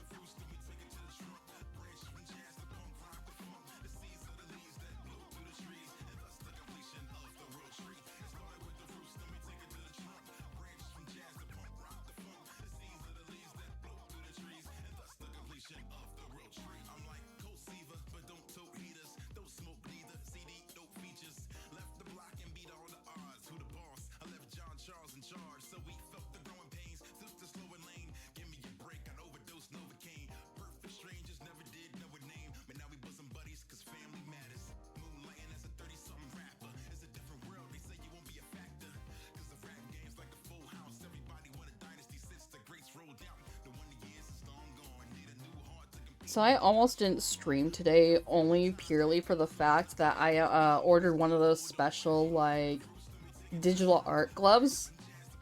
Because I was worried about technical difficulties, which thank God they haven't been happening today.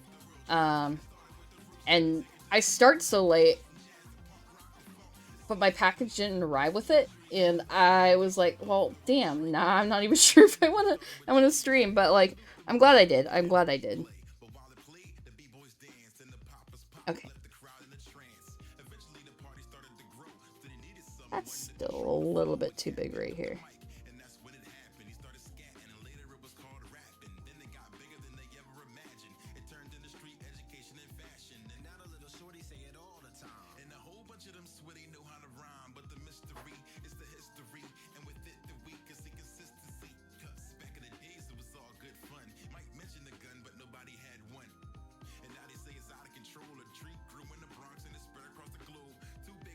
Bronx mention.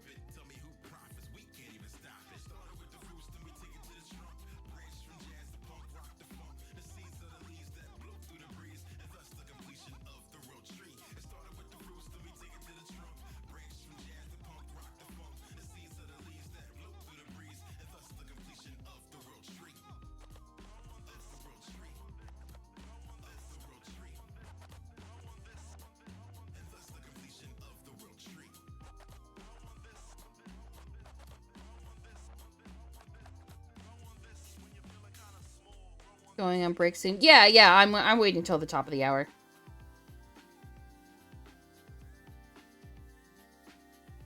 Just because if I stray too far from that, then I'm gonna lose complete track of when I need to take a break.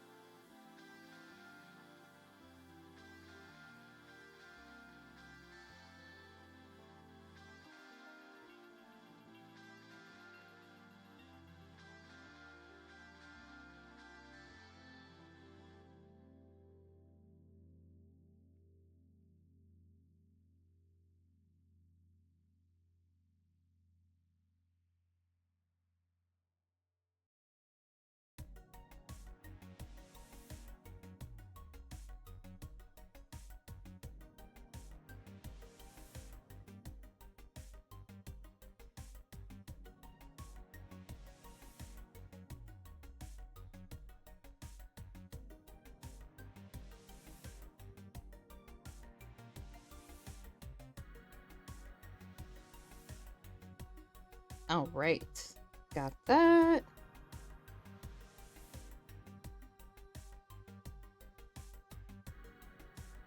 I think I'm going to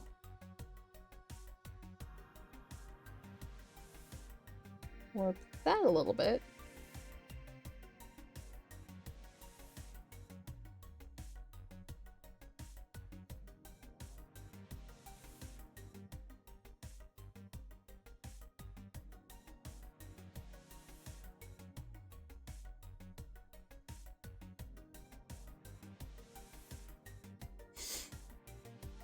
There we go.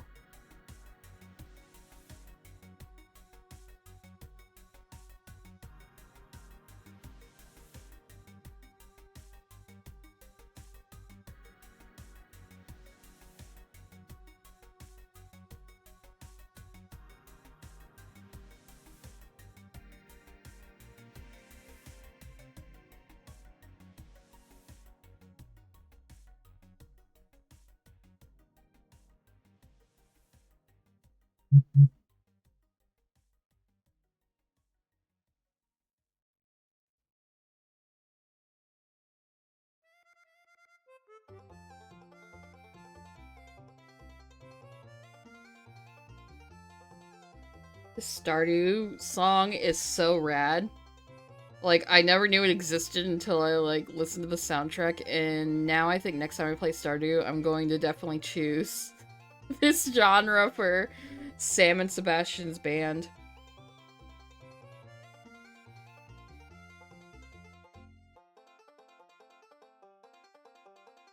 I just never do it because I feel like, at the very least, Sebastian would be like, man, this shit sucks. I don't want to play country music.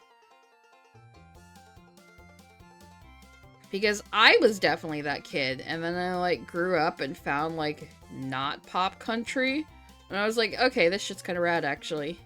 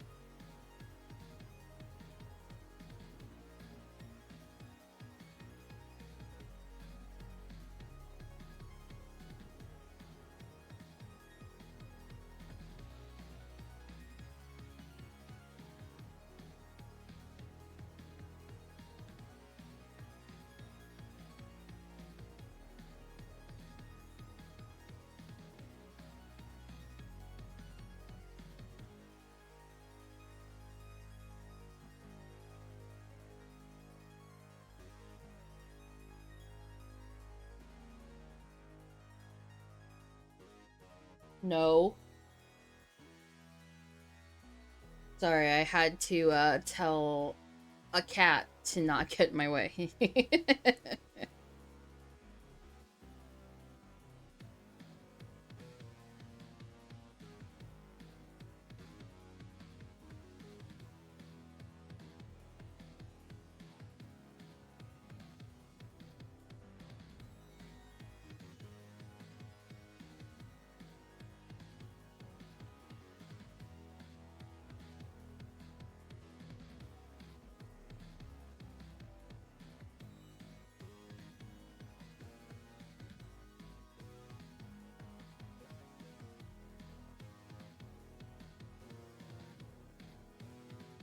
All right, it is the top of the hour. I am going to...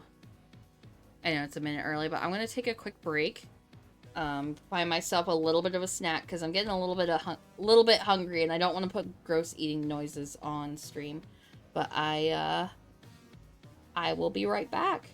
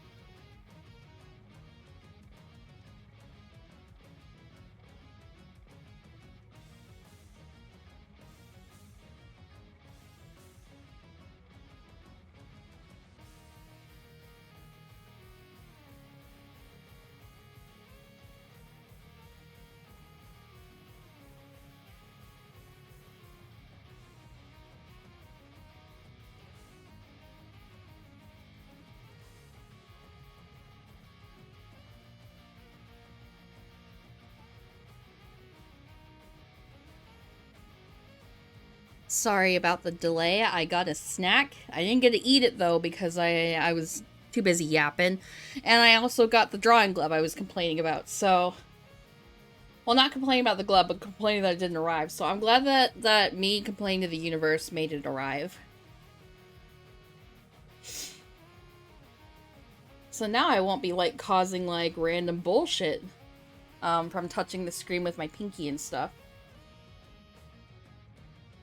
And I'm especially glad because I'm left-handed, so I was a little worried that it, even though it said it worked for both hands, that it wouldn't be compatible with my hardware. But it works pretty good.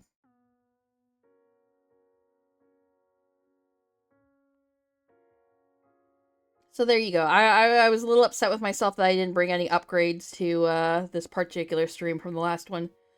But now I did, because it arrived. It just took until the middle of the stream.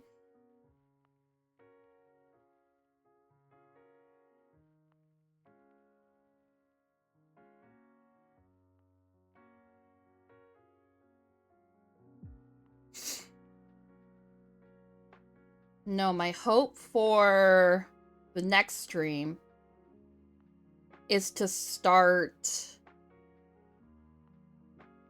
cleaning up the alerts and making it fit my aesthetic a little bit more.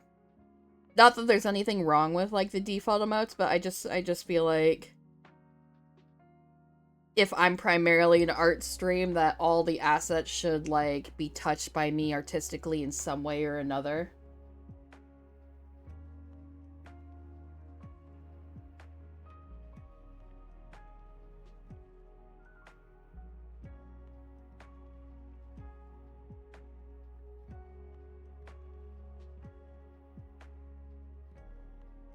But that's just me like getting in like really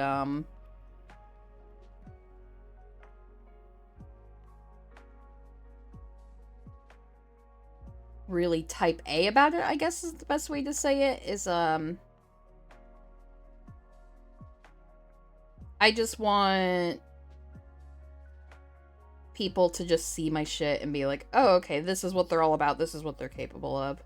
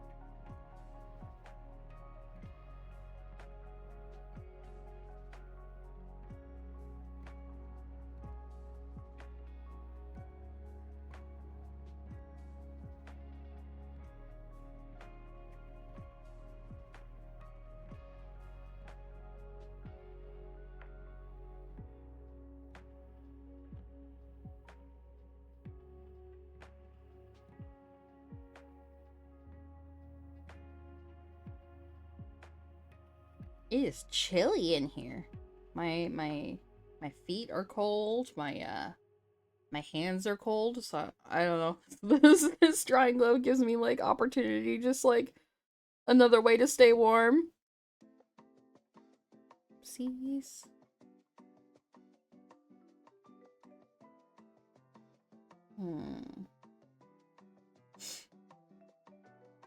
I really feel like my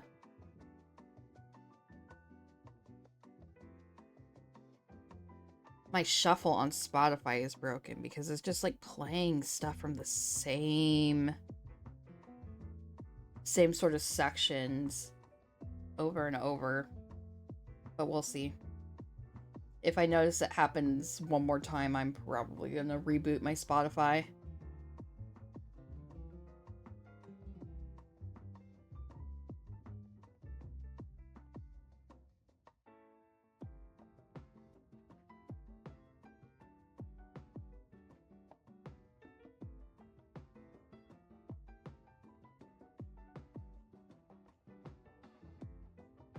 Oh, you know what? So, like, another good thing about, like, doing that cyberpunk, art series that I want to do with, like, the Celtic Fae and stuff, I could play Home Safety Hotline as well, because I heard that was, like, very Fae coded. So I feel like it would tie into each other.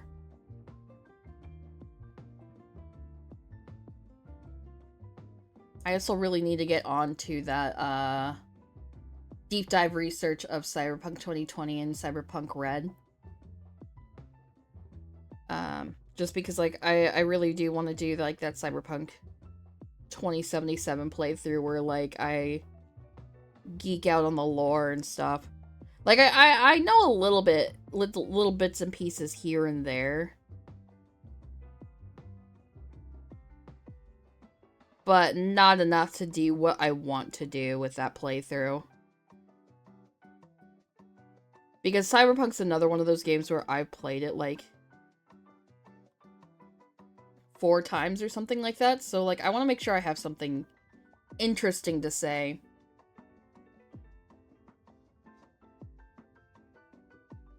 Especially, like, if it's just me, on my lonesome with, like... Because, kind of have to figure out how to fill space one way or another. That's one thing I'm trying to do. I'm slowly eroding my filter in the right ways, because I can't fully shut it down, because then Twitch will shut me down. Not that I'm, like, an overly crass person, but I do say some, like... I do say some shit in, like, an age of over-censorship to make everything, like, kid-friendly, because that's, like, what makes advertisers money. I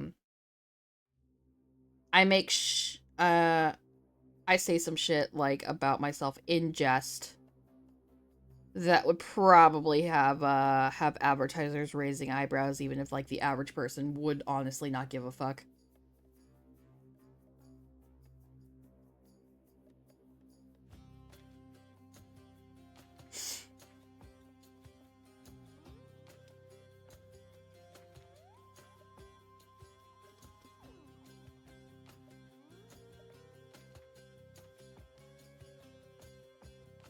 Now that, Hades music is playing again. I guess another reason that I haven't gotten to Hades 2 yet is I'm so close to, like, getting 100% of the achievements in Hades. There's just a few pain-in-the-ass things that, I need to clean up before I do so, and I'm just, like, sitting there wondering to myself if I should get the 100%. Especially since after, like, all this time, I don't necessarily care, but it would still be nice to have. Or if I should just go ahead and, like, start playing Hades 2. But we'll see.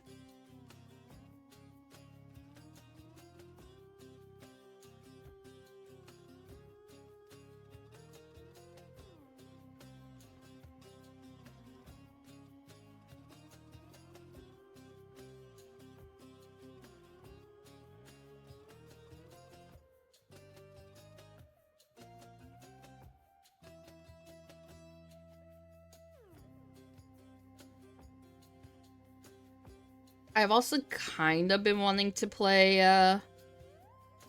Factorio solo, just so I can, like, get the time to figure it out instead of, like, people giving me a tutorial, because that's not how I learn. It actually kind of hurts my learning in a game if someone gives me a tutorial, just because, like, understandably, they're telling me how they figured it out or how they were told. You gotta place a belt, bro. But, like, I usually think so differently than, like, a lot of my peers when it comes to problem solving and how to tackle issues, that if someone, like, unprompted gives me a,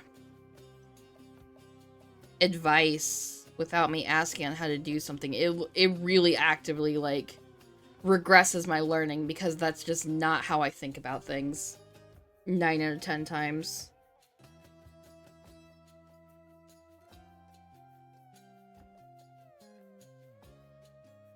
Which is why when, like, you, click into chat and see those, crazy rules, I go on a little bit about,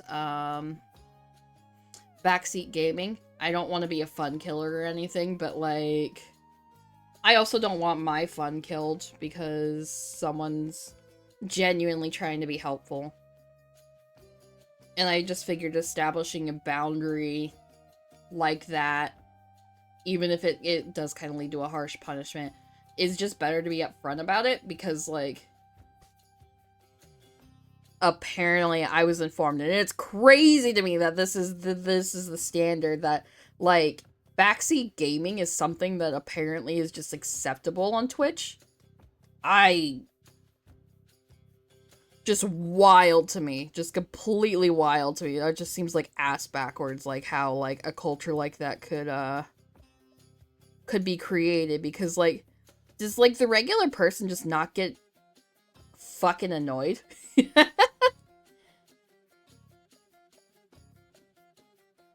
Encouraged in many respects. I know you've explained it to me. I just don't understand it.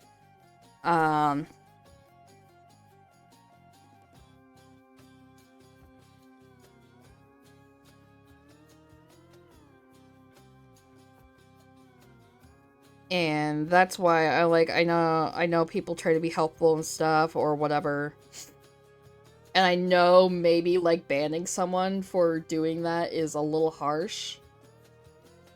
But okay, maybe not a ban, but, like, definitely, like, pretty, like, timeout probably for the rest of the stream. Is a little excessive, but it really hurts my ability to play a game when someone just, like, backseats without me giving express permission. It will legit make me want to stop playing the game forever.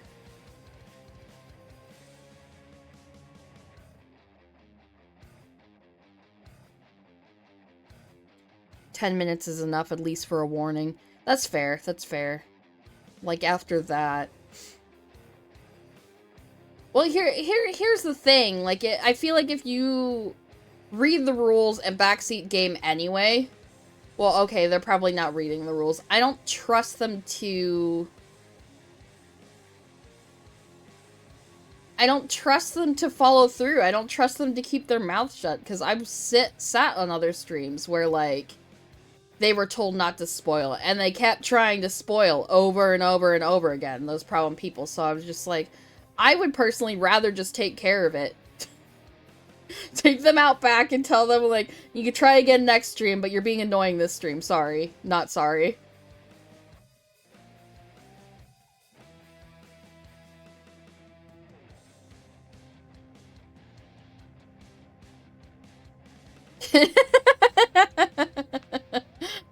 What does the Almonte's shirt ripping gif have to do with anything?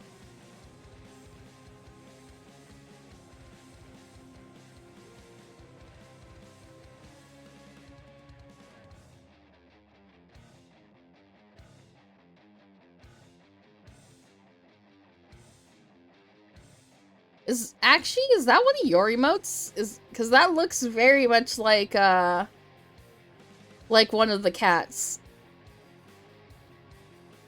No. Is that a particular channel, or is that a global emote?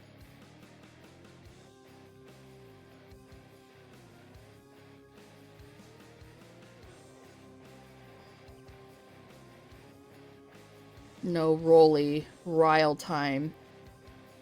That's all, it's words. Those are certainly words. I don't know what that means.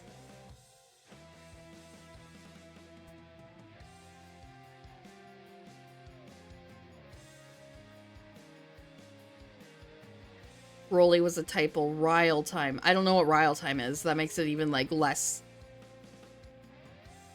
sense to me.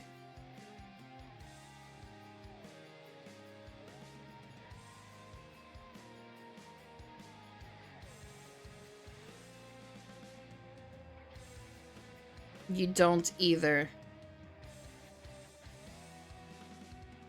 What the hell are you talking about? Oh, it's just a channel. Is it like a random sub you got or something?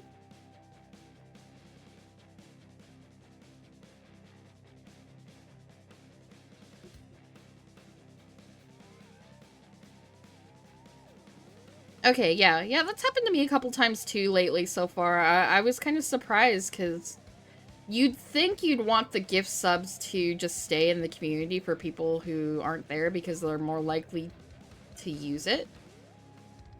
But I guess I don't understand streaming decisions because like I got a gift sub for a Warcraft streamer and I have like zero interest in Warcraft. So I was just shocked that like not only did I get a gift sub for someone I've never heard of in my life, um it didn't even like follow my interests.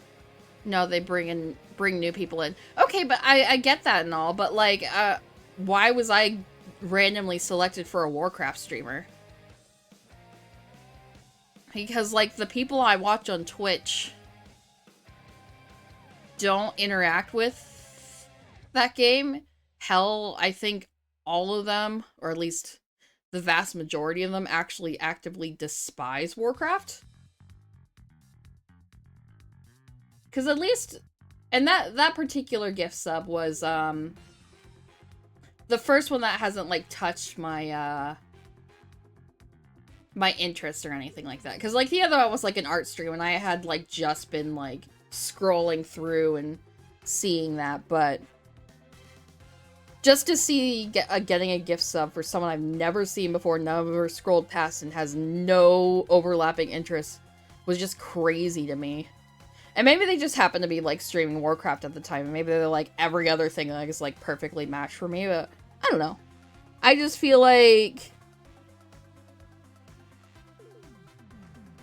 I hopped onto the stream for 30 seconds to see like who the hell they even were. And just realized that, and they're a nice person. I didn't even like unmute because I just saw they were playing Warcraft. I'm like, oh, no thanks. Like nothing against that streamer. It's just not my thing, and I just kind of wish someone who actually would have used it would have gotten the gift sub instead.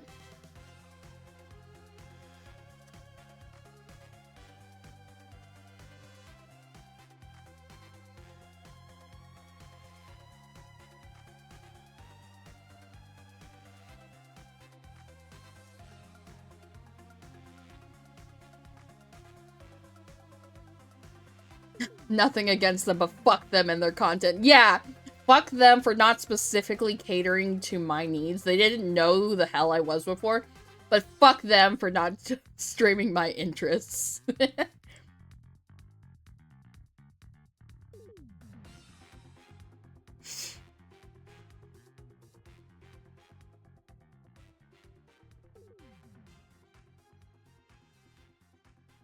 Now, I'm not a fancy affiliate or anything, but like actually, is there like a way to change those settings where like gift subs only go to your community, or is it like just something like Twitch just decides like completely on their own?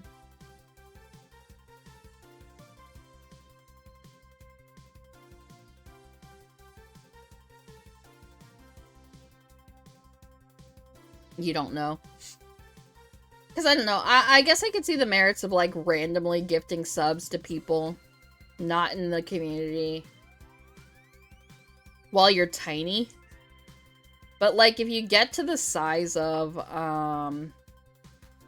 like Vinny or Germa or something like that, I don't know if like, not saying I'll ever get there because I'm not personal or funny or do this popular content or anything. But like if I got that big, I would purely want those gift subs to go to the big community. Like I clearly don't need like outreach necessarily. Usually they go to people who have been viewing their stuff.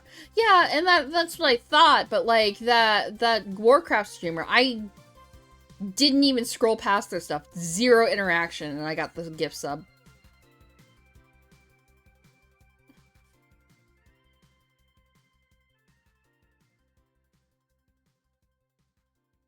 Because like I did think that it was just like something that you had to like watch them for. Or at least scroll past them for. But like, it wasn't even that in this case this time.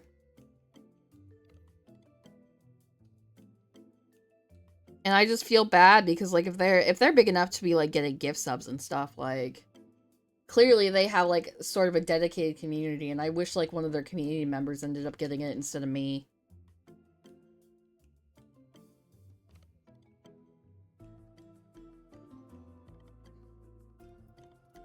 Like, I don't know, maybe like don't jump to randos like me unless like literally everyone who's viewing you at the time is already subbed or something like that. I don't know. And I know that's unrealistic, but like I guess that's more consumer friendly. But I guess we're not going for consumer friendly in this world. It's more fucking what makes Twitch more money?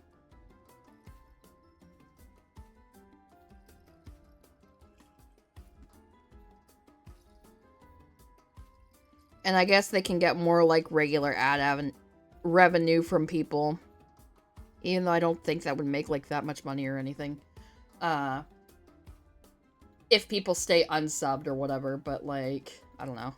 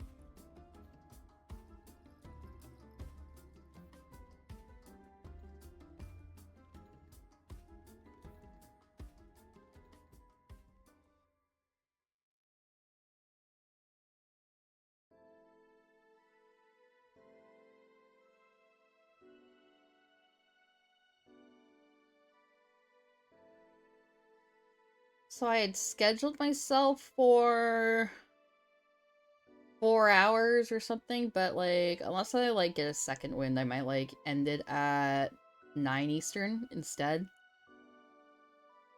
Just because I'm feeling a little sleepy again. We'll see. I'll see how I'm feeling a little bit closer to the top of the hour, but I just wanted to warn that I might go for 3 instead of 4 hours tonight. Coward.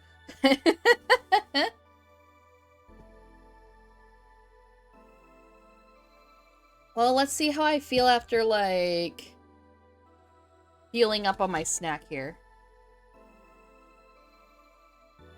Oh no, I dropped it everywhere.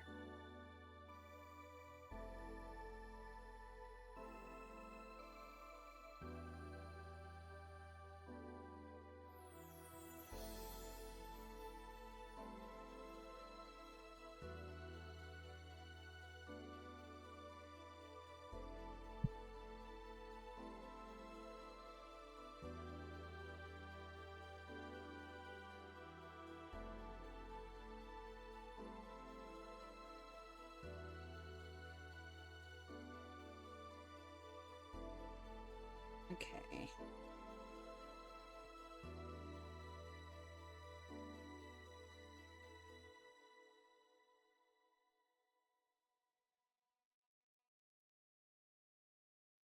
You know, if it wasn't for Animal Crossing, I would never guess that Holly was, a shrub plant.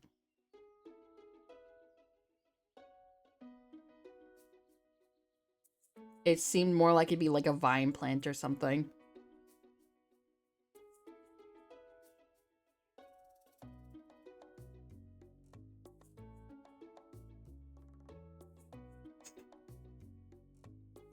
I told myself I wasn't gonna play Stardew until the next update, but man, just listening to that music, I'm like,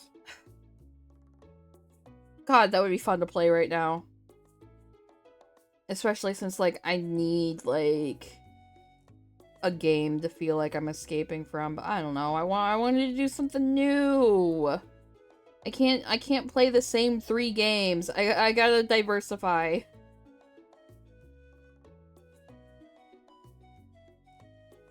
It's a what? I'm sorry, I forgot what I said, to be quite honest.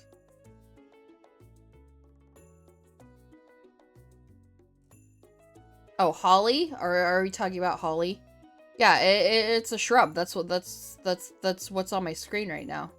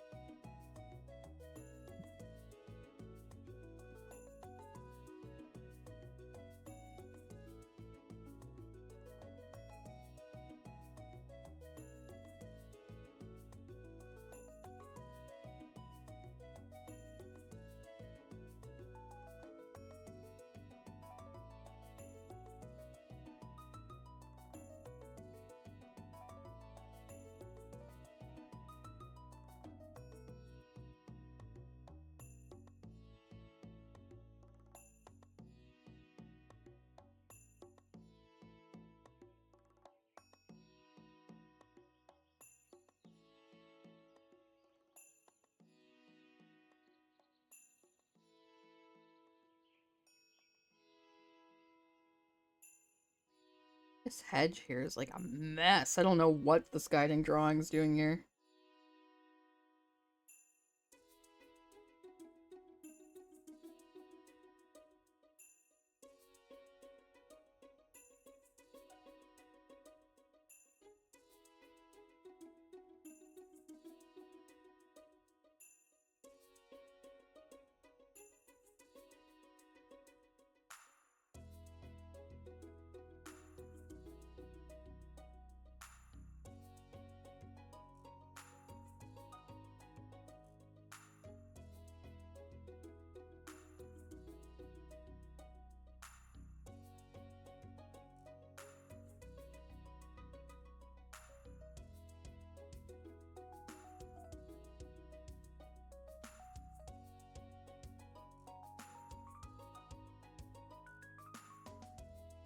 Hey, that's the front row of the holly done.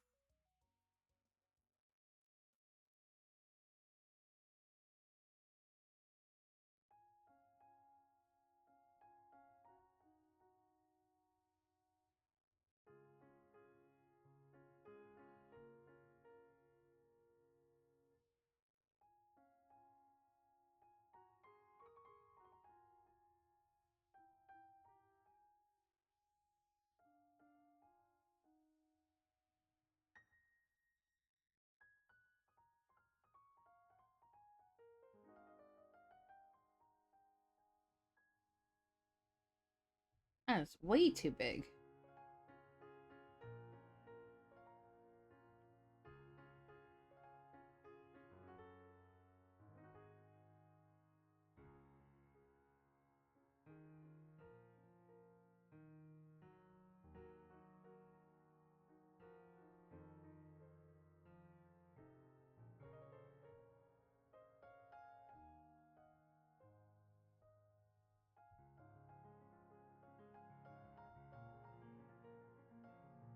Dude, I do not understand the East Coast heat. Holy shit, like, how was it that I was sweating my ass off this morning and unable to sleep because it was too hot, and then it was same system going on, Same setting, window's not even open, and I am freezing my ass off.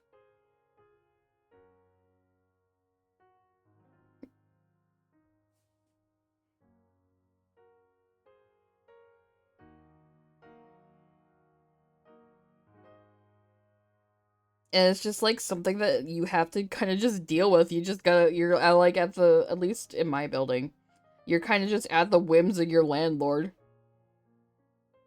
The window is open. Well, that explains a lot.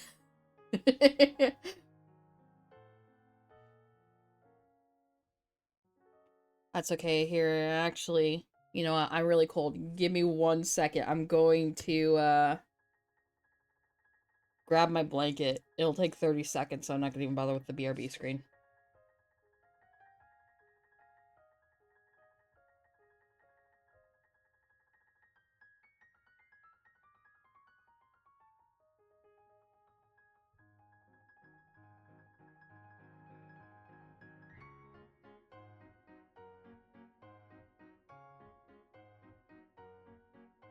Okay, I'm back, and I pissed off my senior cat because he was napping on my blanket, and I just straight up did that, you know, magic trick. Like, you know, if you pull the tablecloth off the table fast enough, the silverware stays. The unfortunate part for Max, my cat, is I was not very fast, so he was just kind of rolling around, getting pissed off at me.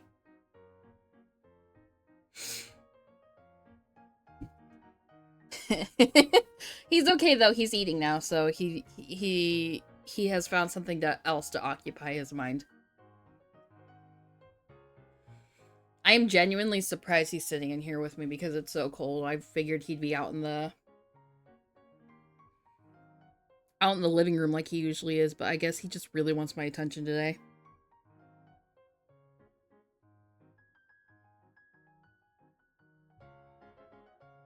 And I think that's just like definitely been like an age thing with him. Like, he hit 10 years old. And he just started being so clingy and sweet to me. I have to sit and math it out in my head how old he is, but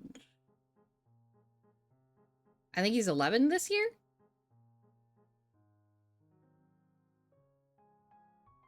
I think he's 11 this year.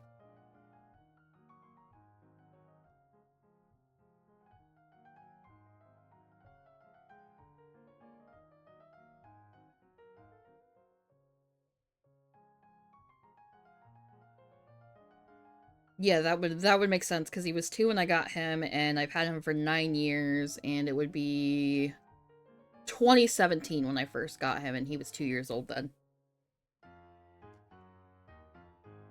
Finding him was like so funny because like we had Actually, and I had set out to adopt a cat because they wanted a cat of their own. I was a little bit nervous because I had never had a cat in my life. But I was like, okay, sure, yeah, fine. We'll give it a shot because I want a companion. I want companionship, and dogs are a little bit too much for me. They're a little too high energy for me. So we went out and searched for cats. And we probably spent the whole day looking at cats at different shelters and stuff like that, and PetSmart, and like none of them clicked with us. Like, we saw one cat in the shelter that we thought about getting because he was a sweetheart, but he was just so scared of us that we're like, nah, if he's that scared and cowering, like when we see him, probably best to not get him.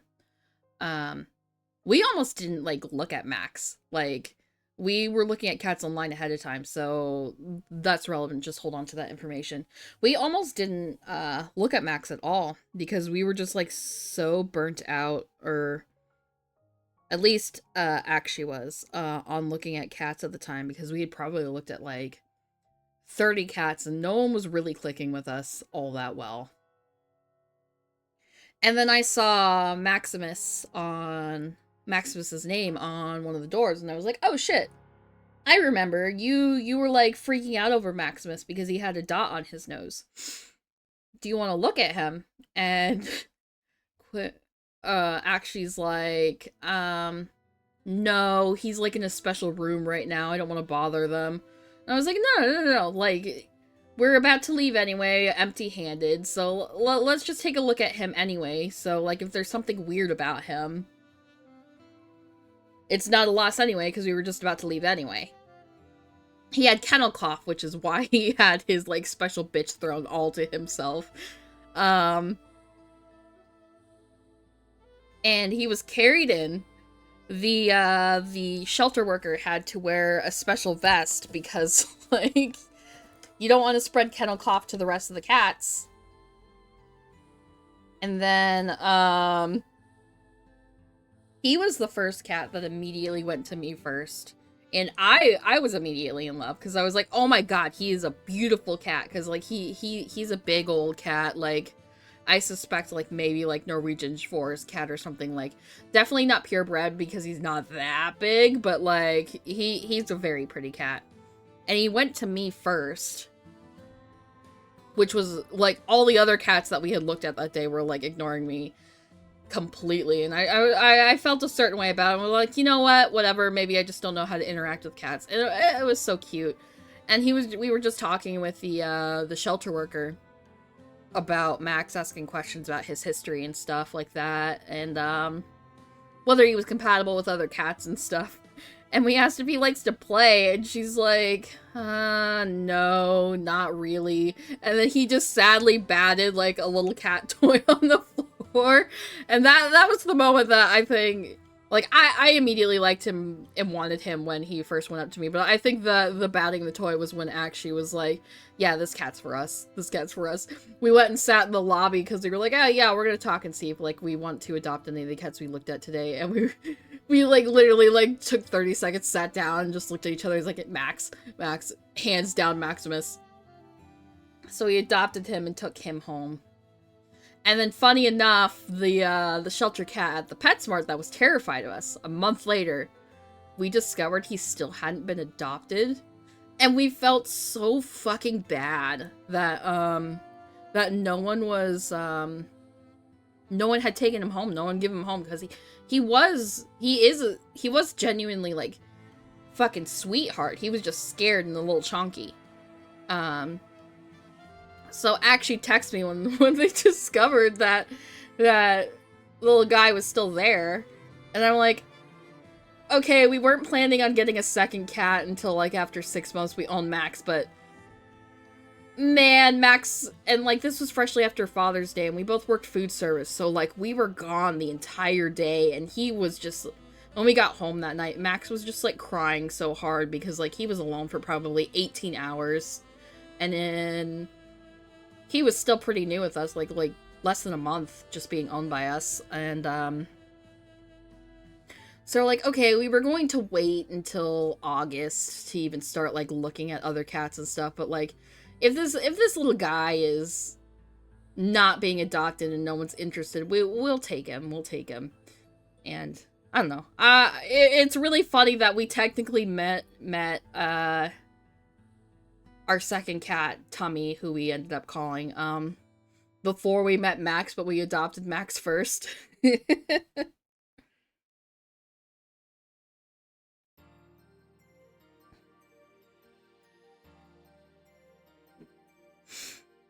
And we owned that guy for 4 years, something like that, and then he unfortunately crossed the Rainbow Bridge. I miss him. He was a sweetheart. He hated me. Or he pretended to hate me because he actually was his whole world. He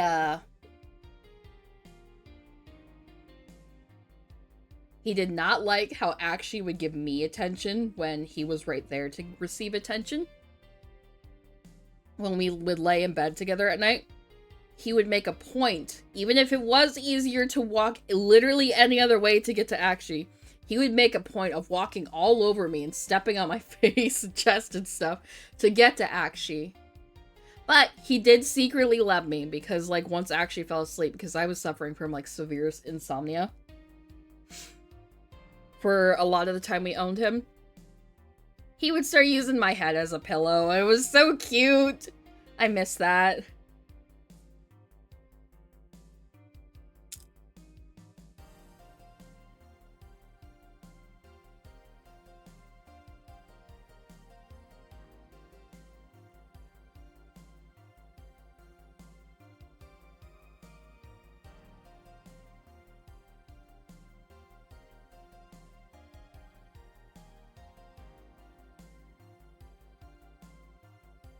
But no, Max was not a sweetheart for, like, the longest time.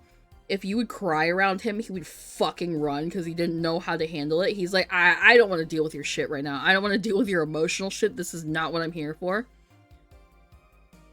He didn't used to be really big on pets. He just kind of wanted to be in your presence.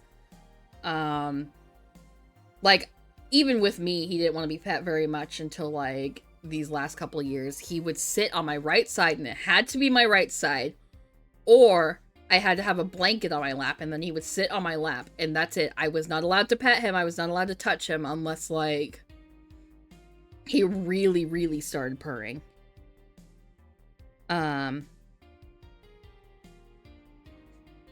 But now I can't. Well, right now I'm at my desk, and he's actually a really, really good boy. He knows when I'm at my desk I'm, like, working and can't really give him attention.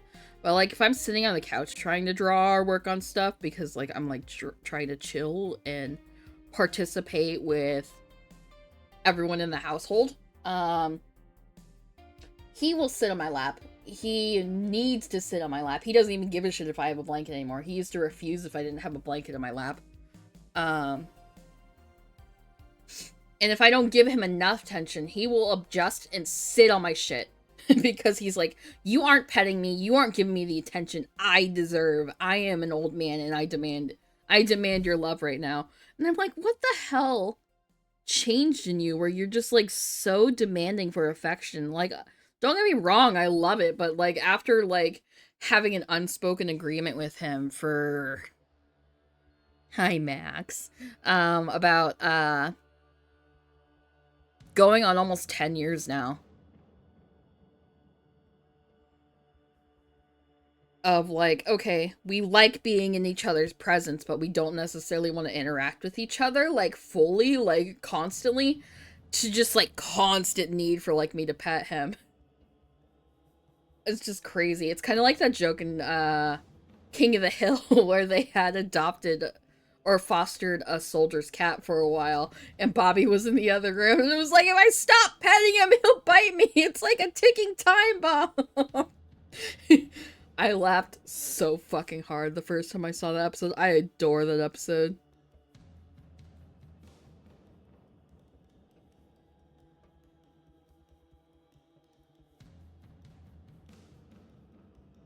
I need to watch more of the, King of the Hill remake. From what little I saw, I really, really enjoyed it. We just lost access to her Hulu because they started pulling the Netflix stuff, and shared accounts kind of just became a big no-no for them. But from what I was seeing,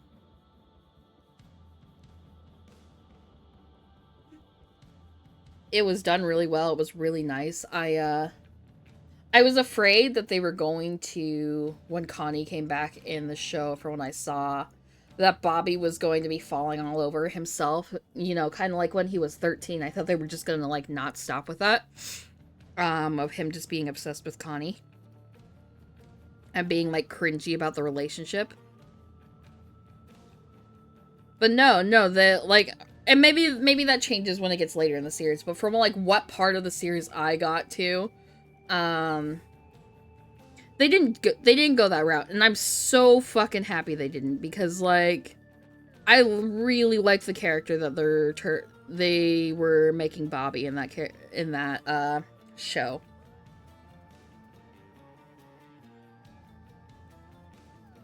Also, the new episodes are, like, fucking hilarious, and just simply because, like, I love. I guess when you like start bleeping out curse words and stuff, it really gets to me because like I think in episode 2, I won't get too hard into it or whatever, just in case there's King of the Hill spoilers that you don't want to get.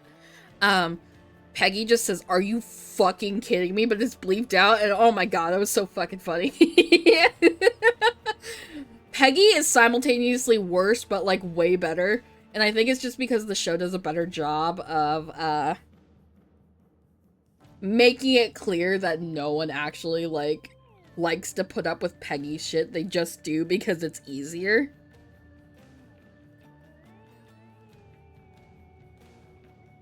I don't know. I just find it like really charming and hilarious and funny. Talking about King of the Hill like I have a crush on it.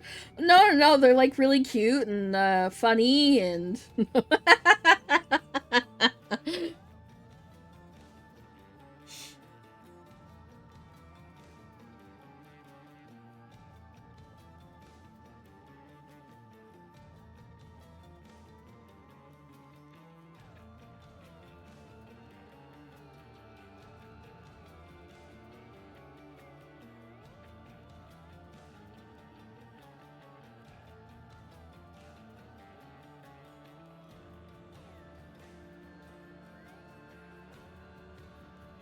you know what? I think I will go another hour. I think I'm good. I got my second wind. I was talking about dumb shit to myself and making myself laugh. I feel better now.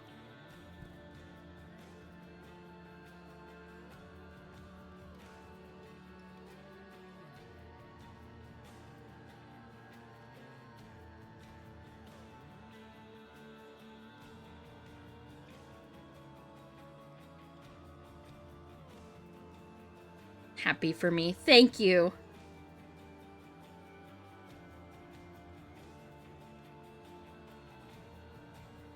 I'm glad that you listened patiently to my King of the Hill and Max ranting.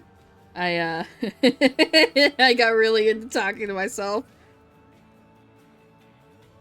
I don't know, sometimes you just gotta think of yourself as like really fucking hilarious.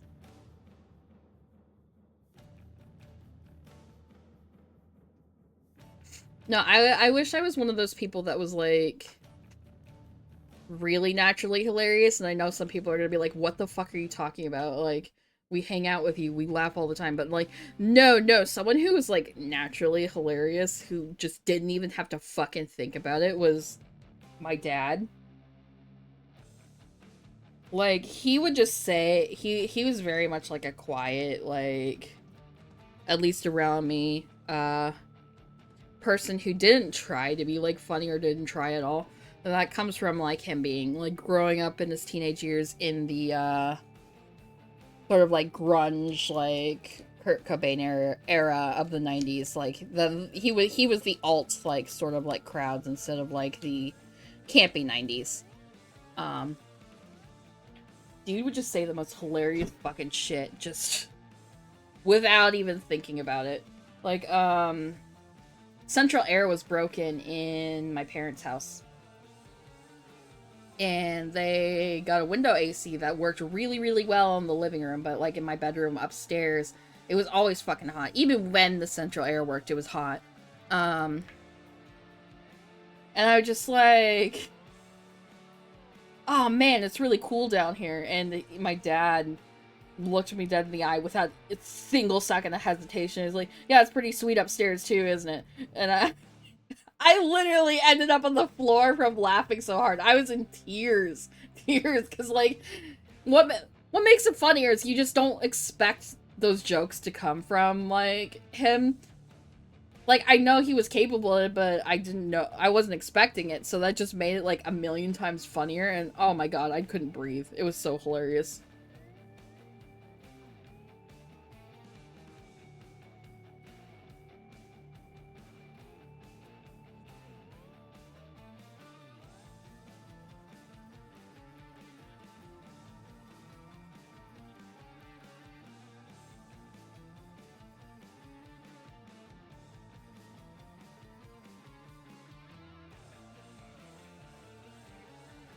Is the RAM still working? Like, it's okay that you guys aren't downloading it, but, like, you guys were in a pissing match and then suddenly it just, like, didn't happen for a long time, so I'm a little worried that it's broken. Here. Thank you.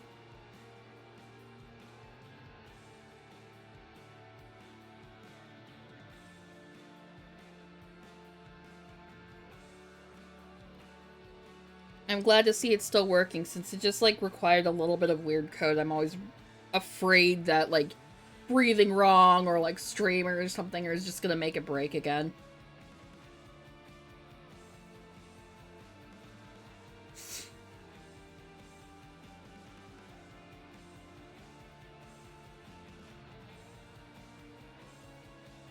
Okay, cool. We got the hedges done. I was not expecting to get that done this hour, but you know what?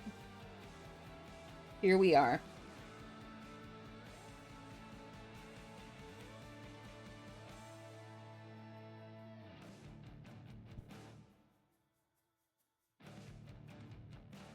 Okay.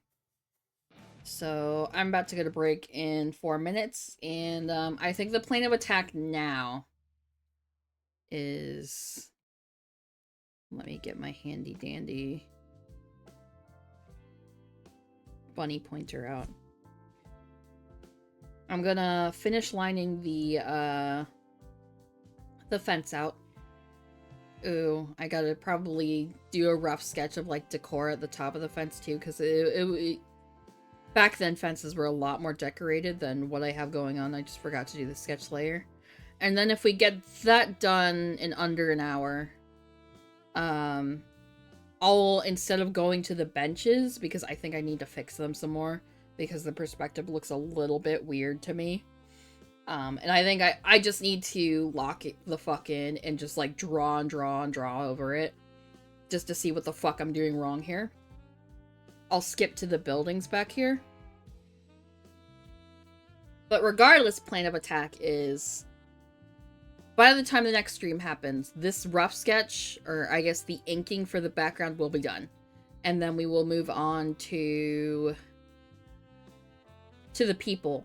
I might rough sketch them off screen. I don't know if I'm going to yet or not, but I will probably...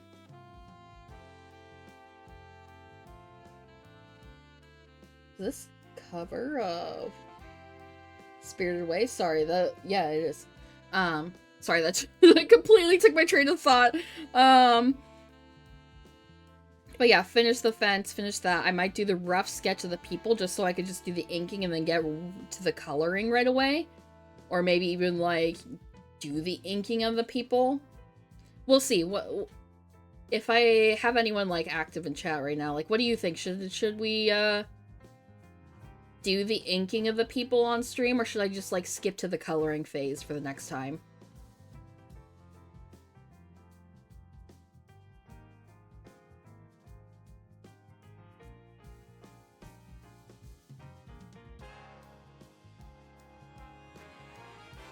Do whatever is most fun. Well, I mean, it's all fun to me. Like, I have to experience regardless, because I am the one causing this to happen.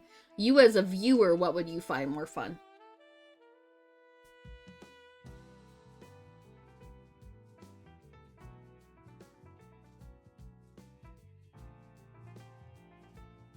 Do the inking, does that mean do the inking on stream or do the inking off screen?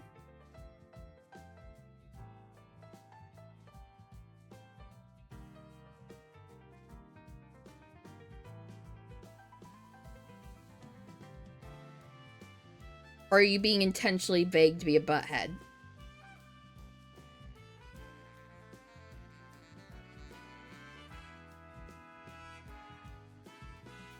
No. The people inking. So you mean that do it on stream?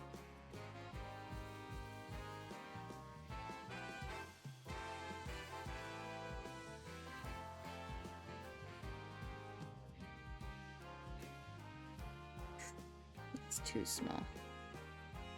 Yes, that's the question I was answering.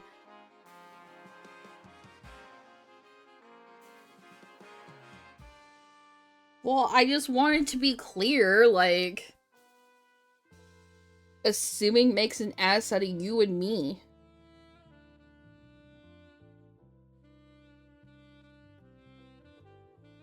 I don't make up fake facts like certain people.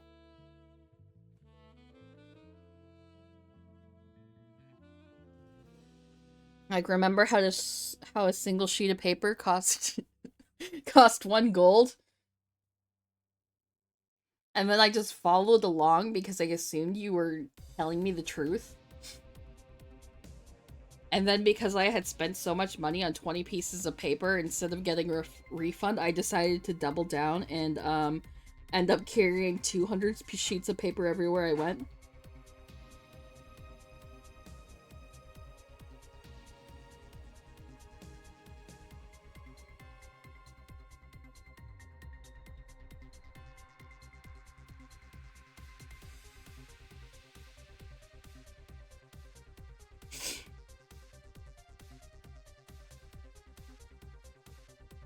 Thank you, Nightbot.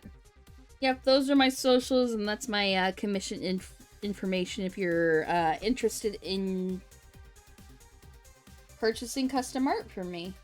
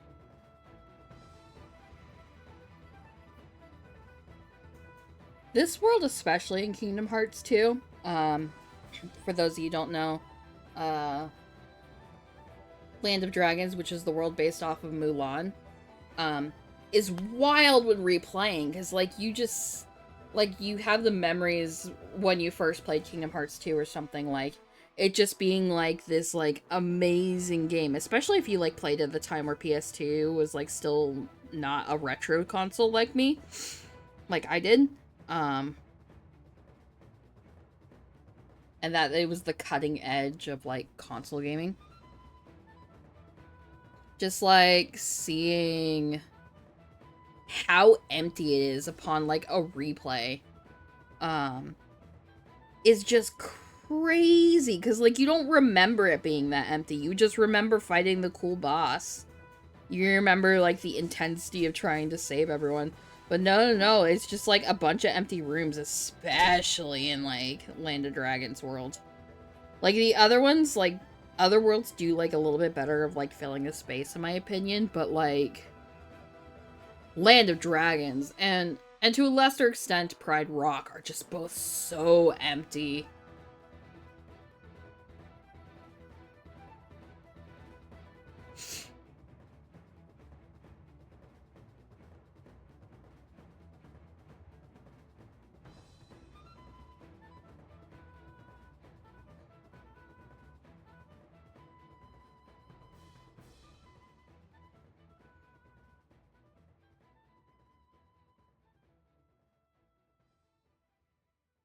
I left. Did you take a break? No, I forgot to. Thank you for reminding me. I'm gonna take a break.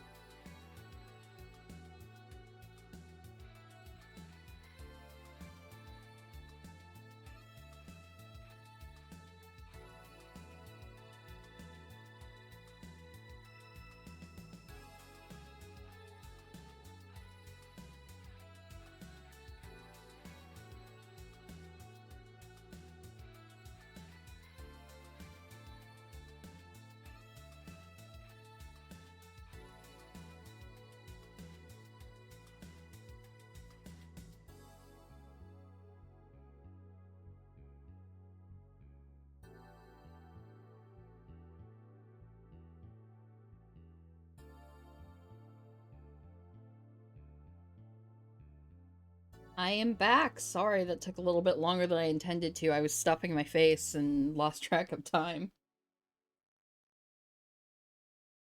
So we were working on the fence.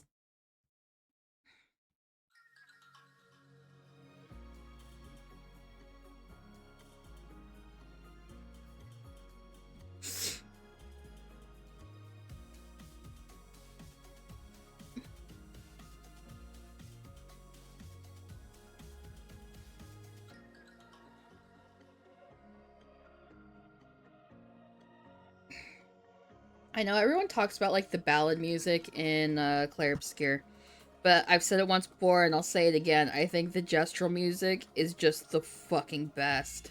Like it's jazzy or it's like upbeat like this. It's just I don't know. It just feels like music that wants to get you like moving. But I think that really fits like the whole gimmick of gestrals. Like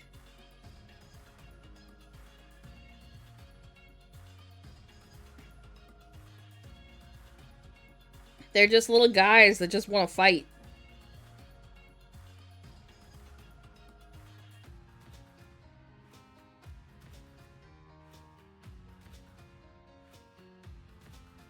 Glad I'm wrong about the gestural music. It is very good dog music. I was trying to be spoiler free, jeez.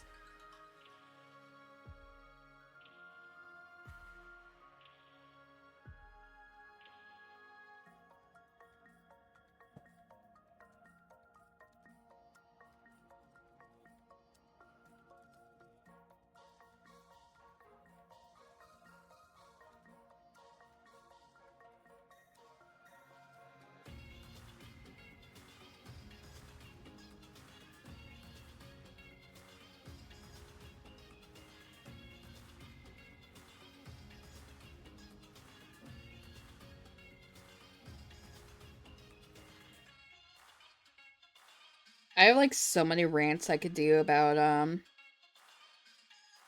Clair Obscur. But like they are all riddled in spoilers, so I'm just like choosing not to do them publicly. Like to the point where like I have even decided to just like not even go on my Tumblr where I usually go and rant about like random bullshit. Just because like I don't want to be the reason like I accidentally ruin the game for someone because I would feel horrible, especially since like Clair Obscur is like my favorite game now. Yeah, I'm one of those basic bitches. Come at me.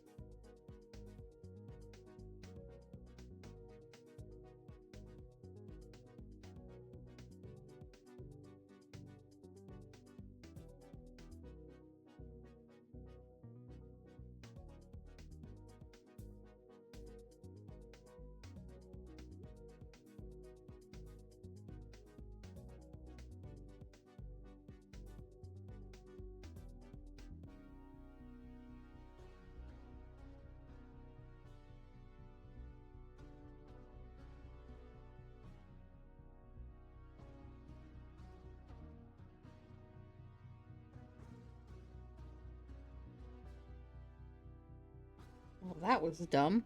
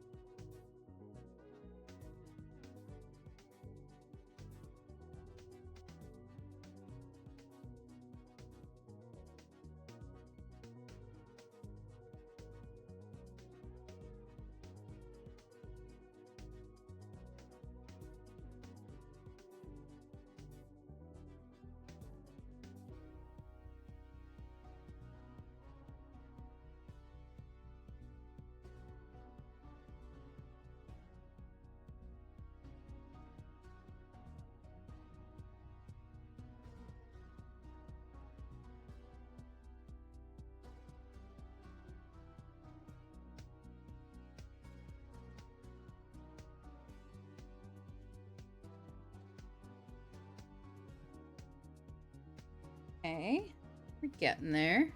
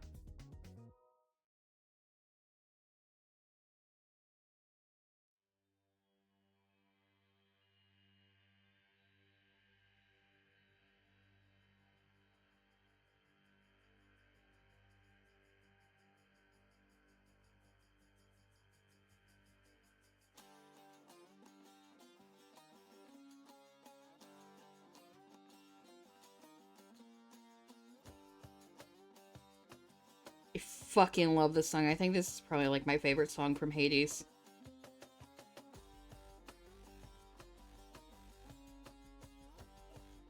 It just like immediately makes you feel like a badass that's just about to like it's definitely one of those songs that's like I'm here to kick ass and chew bubblegum and I'm all out of bubblegum.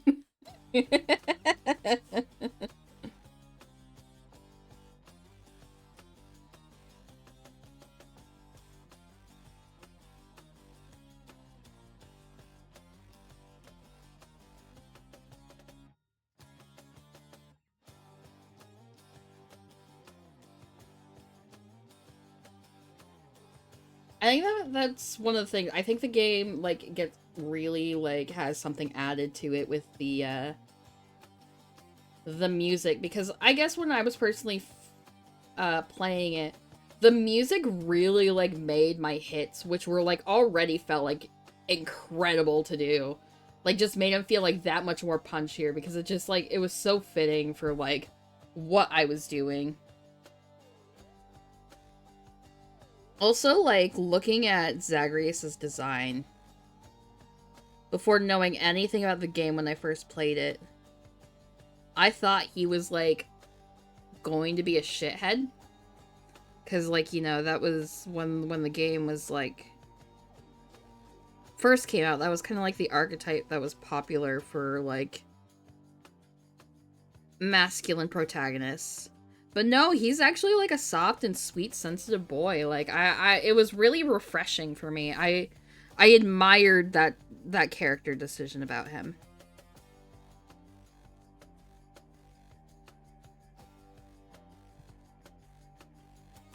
And it just kind of made me like fall in love with the character like even harder. It's just like I'm very glad that they went with the direction they did, and I guess that's just like another reason. Like I know Supergiant can do so good for their stories, so you're a soft and sweet, sensitive boy.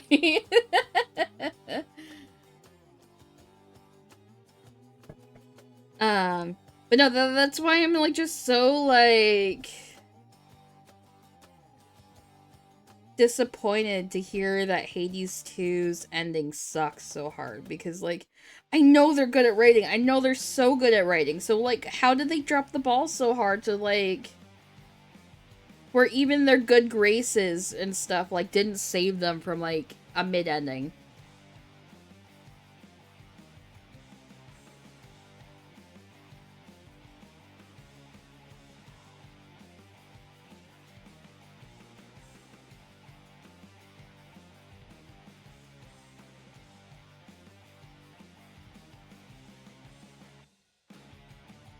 I can't pin messages, this is bullshit.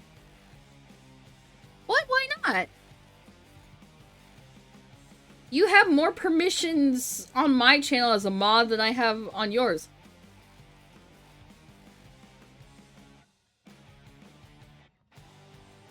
You'd rather be Vera's mod? Never mind, you got it. Well, fuck you.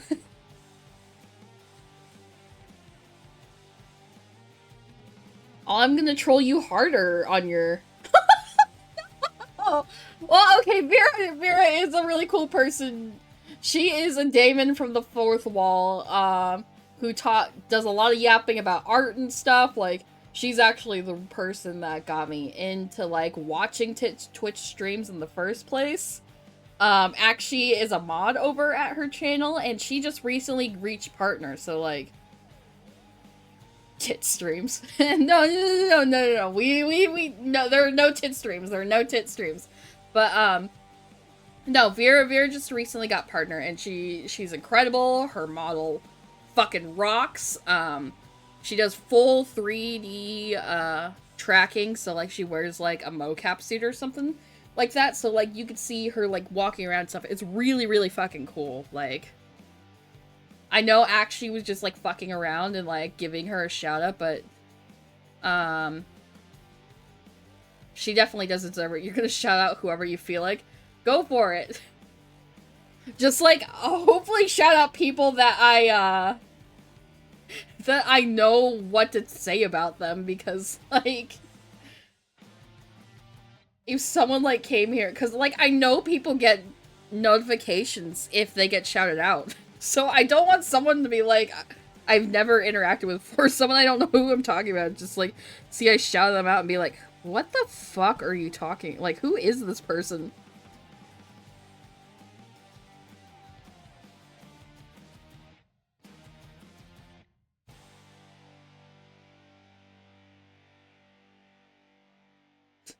Just get on stream and just aggressively, just, like, the only purpose is just to aggressively, like, shout out all the streamers I like to watch so they succeed better, and then just log the fuck off. Okay, yeah, shout out to Almontis. He is a calligraphy streamer. He is on travel right now, though, so... But, he is a former sociology professor. He is very much, like, a chill and lurk vibing, sort of VTuber. He has a fun little time. I like watching his calligraphy and mini painting streams, so... Yeah, go check him out if you haven't followed him. Actually, fuck you. I think you cycled through all, like, the mutual streamers we watched together.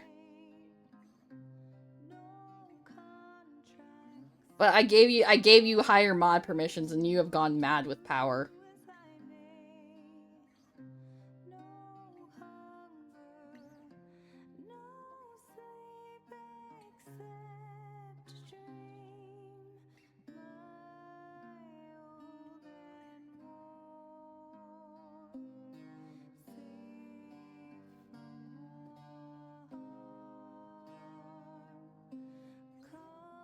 Okay. Now what we need to do is I'm gonna get my wrought iron fence sources out, and we're going to look at how they decorate the top of their fences, because this is... Come on, bunny stamp. This is fine, but, like, it definitely isn't as decorated as it would be, like, in Gilded Age New York. Whoops. Especially not with the whimsy that I did, for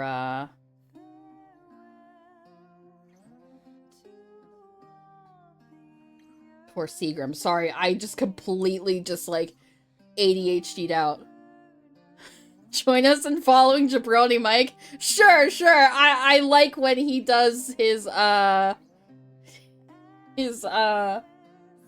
oh my god, I don't even remember what it's called, but when he got pissed about the fascists not wasting food. What was that called?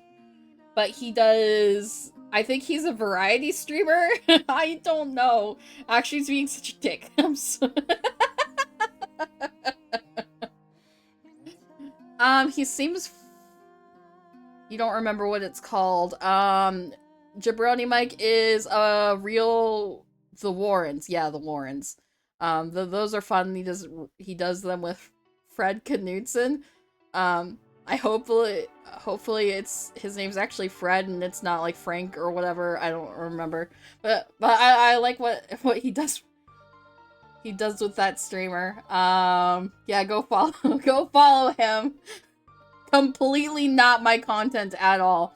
I think he has, his name is Rabbit Holdman. Yeah, okay.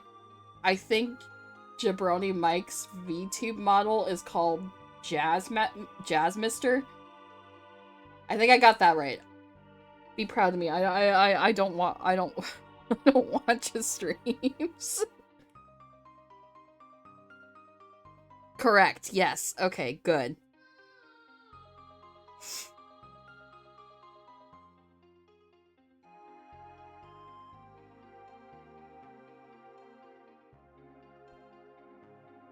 It used to be Jabroni-chan before there was drama. Well, that sounds annoying.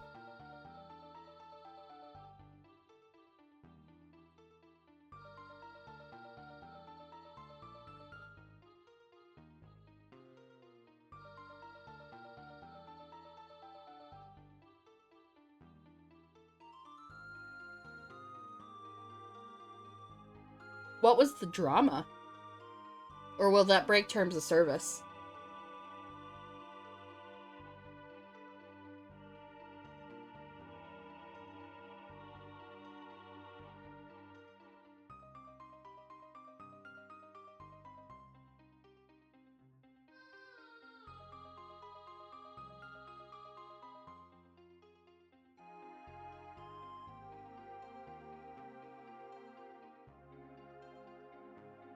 Not me.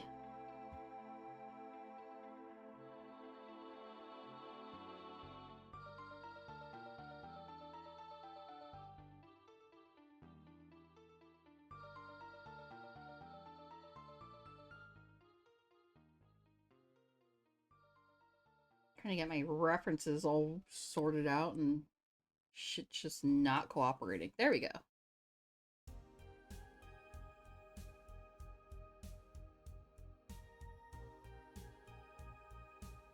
Couple of girls, a runaway hen, a bloodbath. Sounds like a folk tale. Okay. So I'm thinking the style of fence that I have drawn here.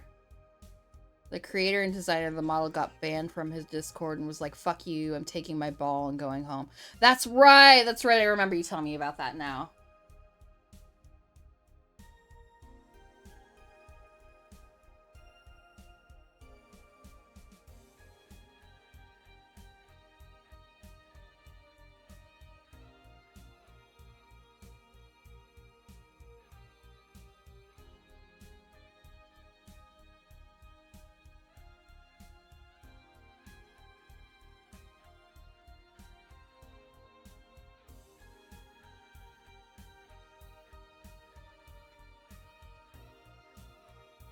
Can you imagine dropping the ball that hard, though? Like, yeah, you got banned and shit, but, like, you could have just kept milking that and being like, yeah, I am the artist behind, Mike's VTube model.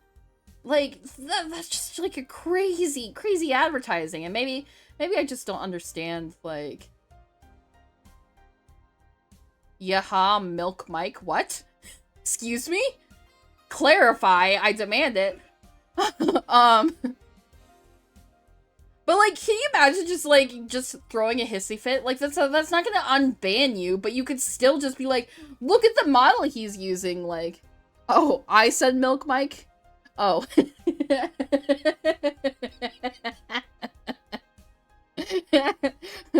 Okay. I don't know what I'm saying 90% of the time. I can't speak English. Are you kidding me? Thank you, Nightbot. I feel like now is not the time. I don't deserve follows after that, okay? You're at 2.6 vegetation on Mars. That's crazy! So is, like, that percentage, like, coverage across the planet? Or, thank you, actually, for pinning that. Is that, like, 2% of the planet? Or is that, like, 2% of the, like, colony? Like, it's impressive either way, but I'm just curious. Or is, like, 2.6% like the threshold you need to hit? You should draw the bird from Undertale. Technically, it's my map and the planet. Fair enough, fair enough. The bird. Are we talking about the bird that, that helps you across the bridge? Or are you being a shithead and you're talking about Birdly from Deltarune?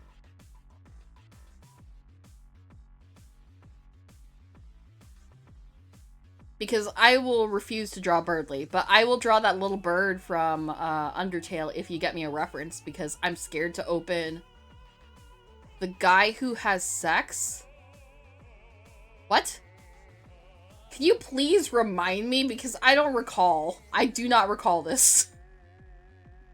Because once I reach 100%, the planet becomes green, but it's also just 2% on the current map I'm on too. Okay, that's really cool.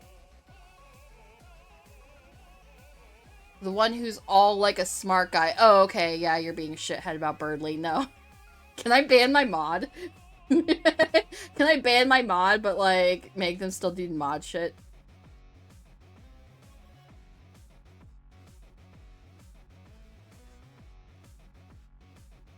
I cannot stand Birdly. Like, he makes Birdly make...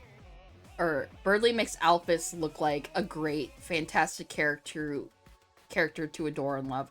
And I really, really don't like Alphys in Deltarune. Like, not in that she's like a badly written character or anything. I think she does fill her purpose perfectly. She's just she's one of those that you love to hate. Okay, so like in Deltarune, I don't really like Alphys at all. In Undertale, I was like one of like 3 Alphys apologists. I thought she was fine. Like, she had a lot going on. She did fuck things up.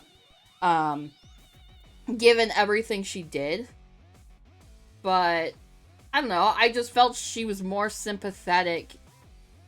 And like her patheticness had a purpose other than for laughs. So like she was more likable, whereas in Deltarune she's just pathetic because that's just who she is. To the point, and like, yeah, it's done for comedic effect. It's not poorly done or anything. But it's just kind of like you look at her and be like, you're scared of your own fucking students because you're just like a coward. In Undertale, she's a research scientist. In Deltarune, she is a teacher.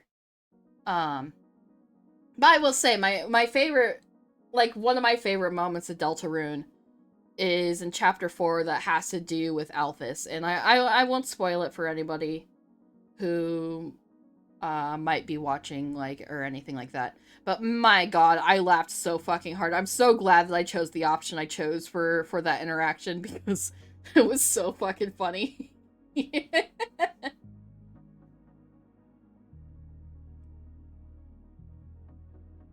Okay.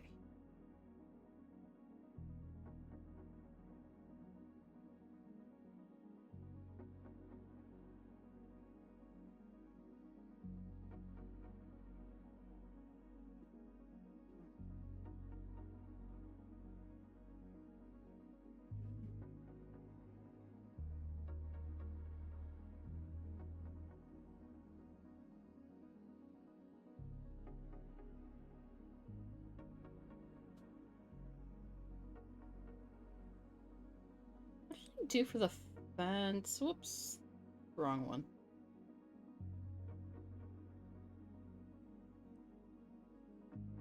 Okay, so I still did like the little diamond shapes for the ooh, so big. For the drawing right here. But I think I'm gonna make it a little bit ornate, and that's why we're like doing this little sketch layer here.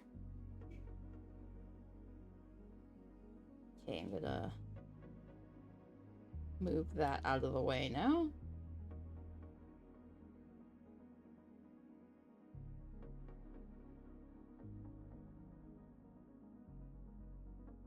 So I think after I upgrade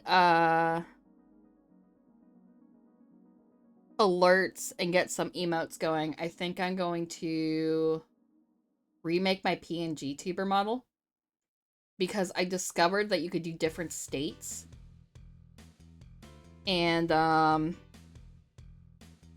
kind of want to do something with like a little bit nicer line art, but like if I can figure out how to do the different states and then also figure out how to turn that in redeems, I could do like some fun shit. Like I really, really, really want to do like the DVD screensaver on my face for one of them.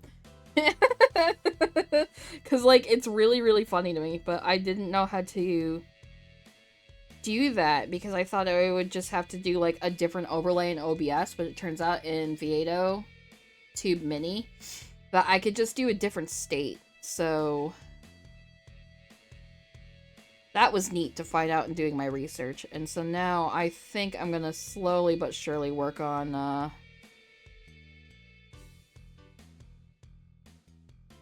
upgrading my model, but I want to work on alerts and emojis first, so that's going to take a little bit.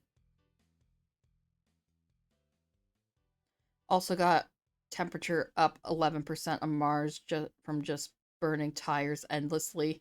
Holy shit.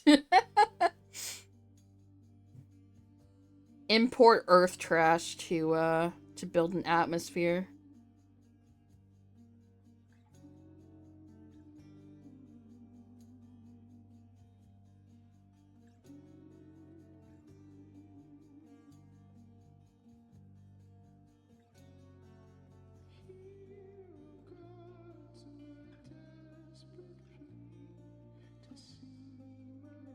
Anyway, 20%, it's one of the requirements for grass. Oh, okay. That makes sense. So you're over halfway there. That's awesome.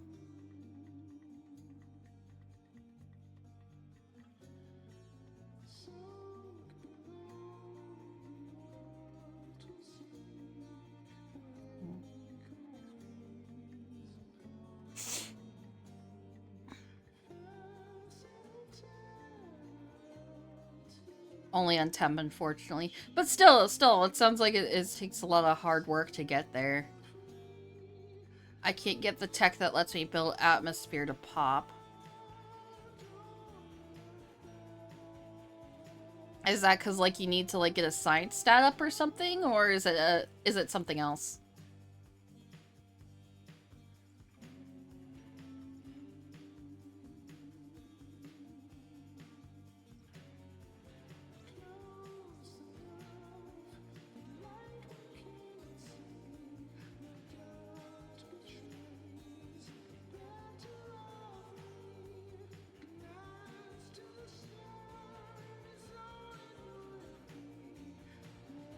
Okay.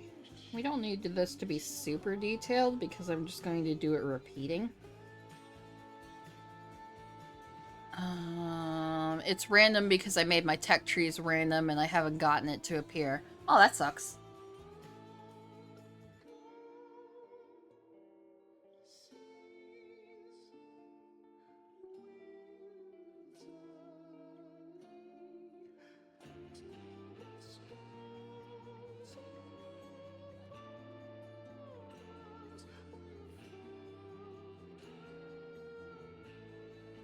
That especially sucks because RNG usually, seems to work out for you.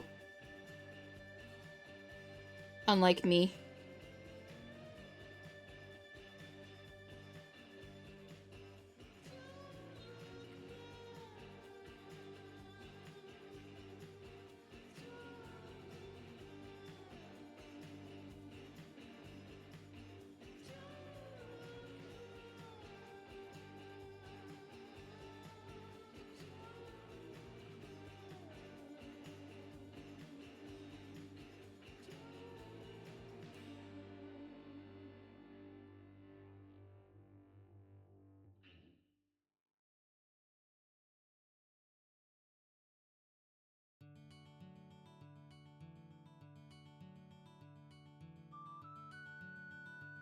Oh, this song from Dark Cloud is so fucking nostalgic for me.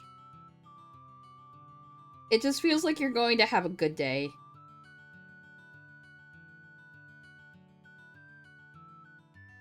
And, like, the title is in kanji. It still hasn't changed over on OBS. There it is.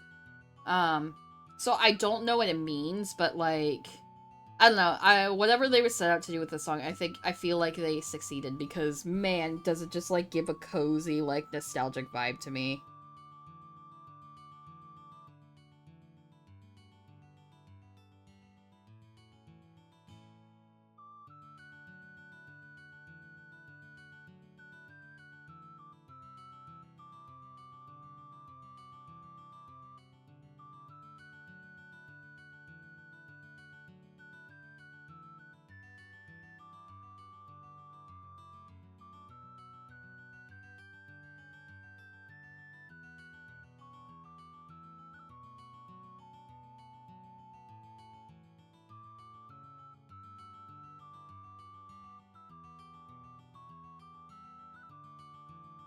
All right, perfect.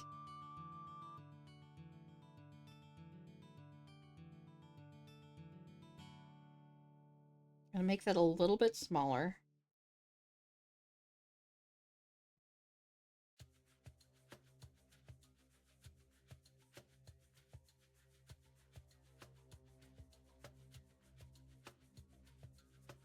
And we're just gonna duplicate it.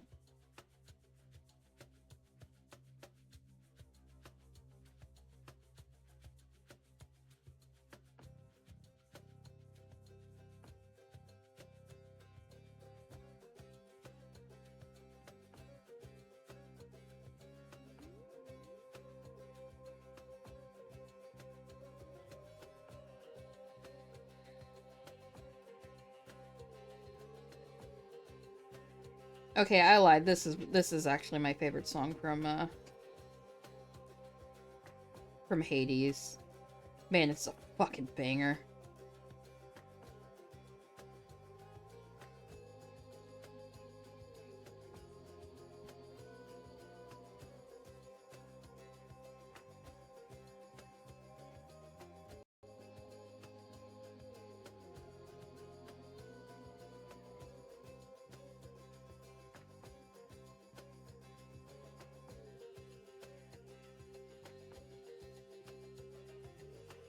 I'm going to hell for lying so much.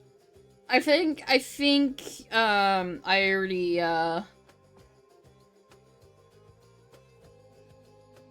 already signed my soul away ages ago. Oh wait, no. I'm actually remembering what Robot Hell is like based on Futurama. That shit sucks.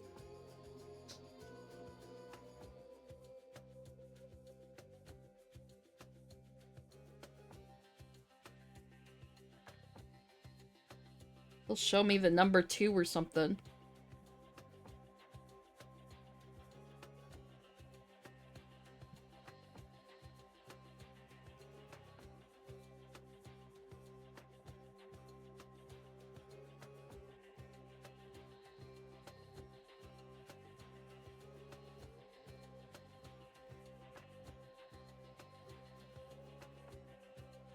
Wait, you think Robot Hell is worse than regular Hell? For a robot, like myself. If I were to go to Hell in this form, I don't think Satan would know what to do with me. Satan is, Satan Lucifer, as you would call him, has his vendetta against, mankind. I am a humble robot. He wouldn't know what to do with me. He'd be like, what the fuck are you doing here? Like, I don't give a shit about your sins.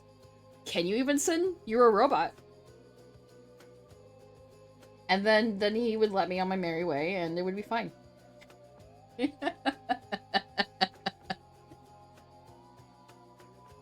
I support going to hell for wanton sluttery. Hell yeah.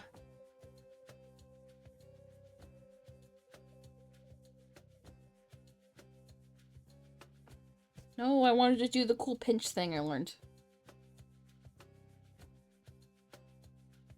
There we go.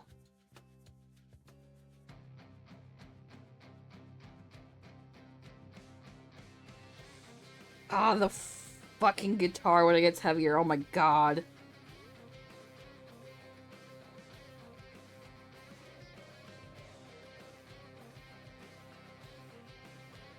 You just feel like a badass. I'd be a slut for some wontons. Oh my god, I would fuck up some wontons right now. But no, just listen to that. It's just like... Yeah.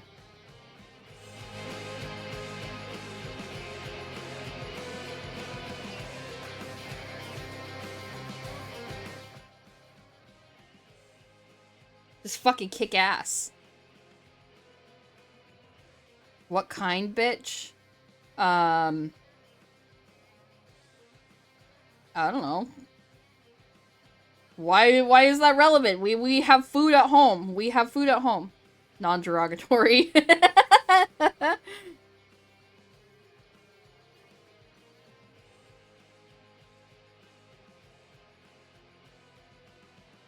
I have no idea why that reminded me of that. Well, yeah, well, I'm eating a chicken sandwich. Well, what the fuck?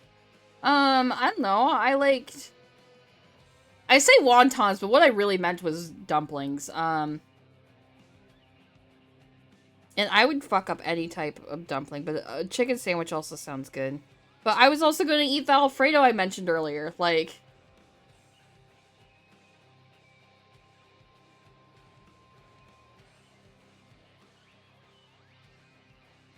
And I still haven't finished the bag of popcorn I made for a snack.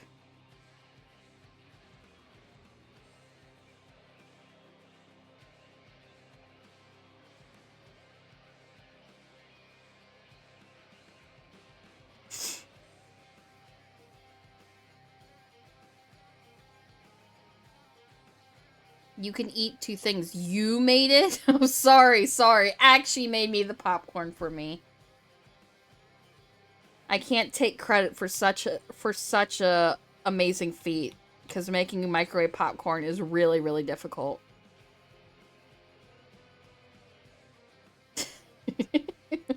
Fucking emoji.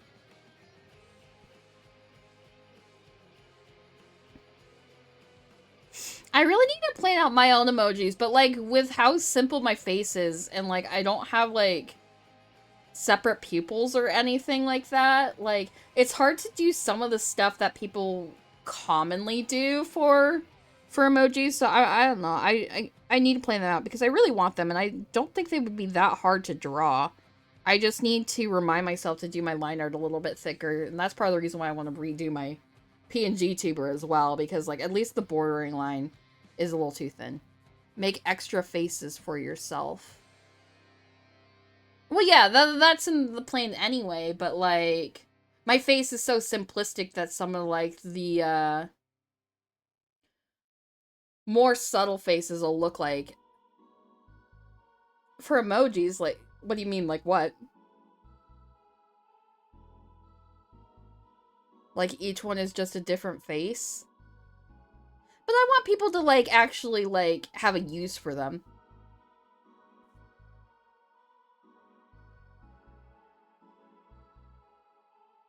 Because that's always the worst. Like, you go to a Twitch channel, you see that they have, like, all these fun emojis, and then, like, none of them are useful to, like, actual real-life chat. Like, other than, like, for maybe a very edge case, inside joke that's just, like, no longer relevant anymore because they don't talk about it anymore.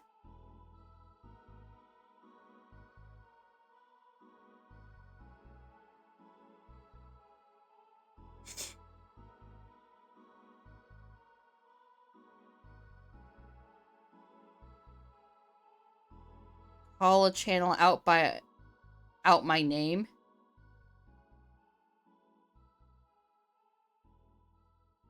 Well, okay. Well, here's the thing. That's your symbol though, right? So like they could at least spam that in your chat. Also, shout out to Akshi because whatever.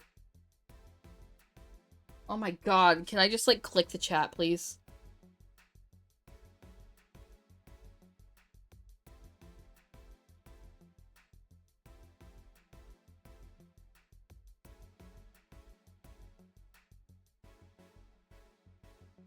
Thanks for the full effort put into my shout out. You know what? I'm shouting actually out to warn others about them. Do not follow them. No, that's so mean. No, they're cool. They do dark side stuff. They're playing classic RuneScape. Um, they are posting daily Animal Crossing videos about the original Animal Crossing. They're cool. And you can also go to shut up. I'm trying my best here. Dark Tide. They play Dark Tide, not Dark Side. Um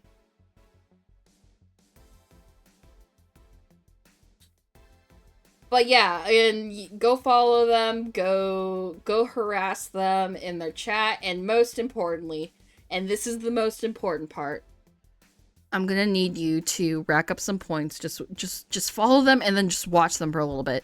Get yourself up to 777 channel points and make them squat. Just make them. They'll love it. They'll love it.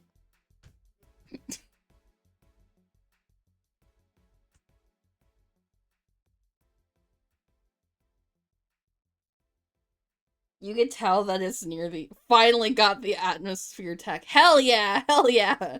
Just need to research it.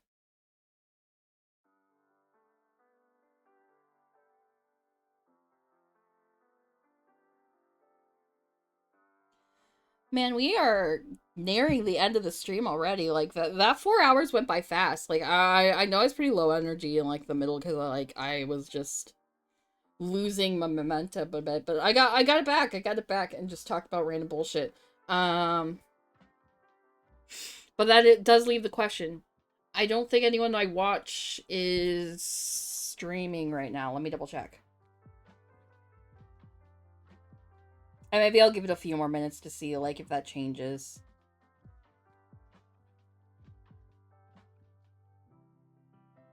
I open my phone and see immediately like 10 different 6-7 memes.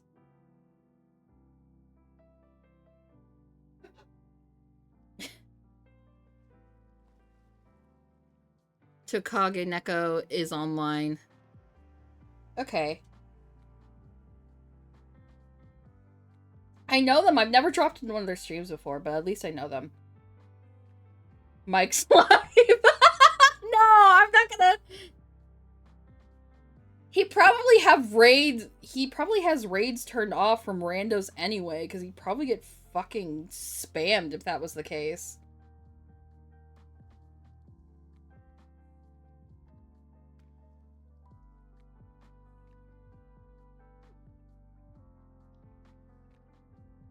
I have like lost track on the way to get to Twitch like 16 different times. Following.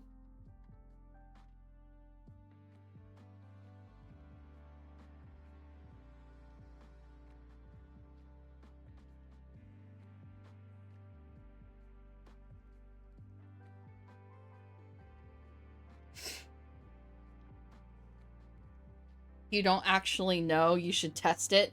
No, I don't want to embarrass myself. I already embarrassed myself last time by, like, trying to raid into someone that, like, blocked me.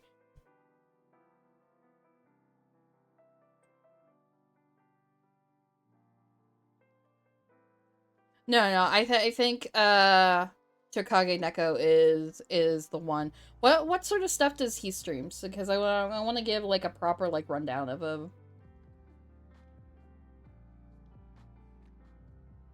You should test it so there's nothing to lose. I don't want to be that person. I'll raid out when it's time for you. Well, yeah, but I would still want to give a rundown of, like, who he is.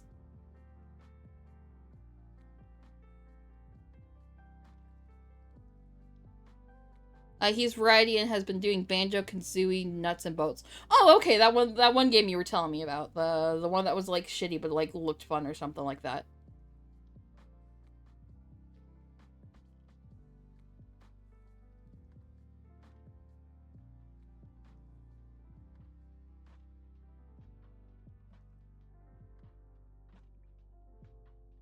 Vinny's live and definitely has random raids ignored. I'm almost certain.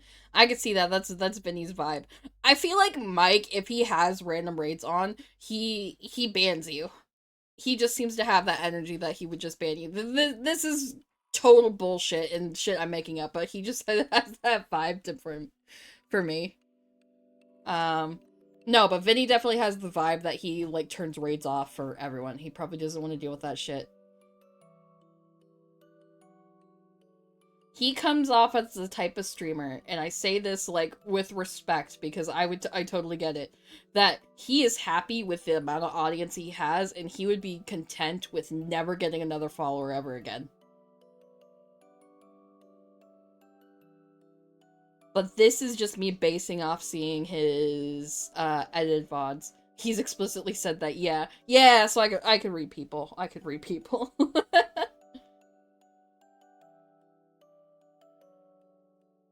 Okay, since it is almost the top of the hour, we are going to discuss what I'm going to do before next stream, just so we have our expectations set.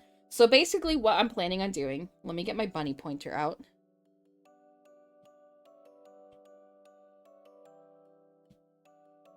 I'm going to add a little bit more detail to the fence. I'm going to pretty much fix all the details for the benches and the city back here, and I'm going to ink it. And in addition to that, I'm also going to do the rough sketch for... Do I still have it up? For these two characters. Just so that we can head straight into inking next time on Friday. And then... Given that being the case, I will probably also start getting into coloring on Friday. Oh, yeah, I will probably also just draw and ink the lanterns because, like, they're just super basic shapes. They're just kind of like cylinders. And I don't think they'd be super exciting, especially since I'm going to be experimenting, like, with the placement of them. But we'll get that done. Or I'll get that done. So for the next time, all we're focusing on is doing inking of the two characters and then starting to color. And I think Friday, unless, like, the coloring gets, like, super complex and stuff or whatever, or people are, like, really, like, gunning to watch me color, Friday is probably the last time we're going to stream this illustration, and then I'll show it off on next Monday, and we'll probably start the, Cyberpunk, Celtic Fae series. Possibly. Unless I decide I wanted to draw something else. But yeah, and then I draw stuff outside of stream too, so, like, I always post it, so if you are wanting to see... Here, I'm gonna post, hide that. If you want to see, like, what else I'm drawing in the meantime, or, like, my random thoughts, here are my socials. You can follow me on Blue Sky and Twitter. I also have other social media platforms, and that is on my card, which you can find on both those, both on my Twitch channel, or you can find links to that on both Twitter and Blue Sky. I unfortunately don't have a card. Card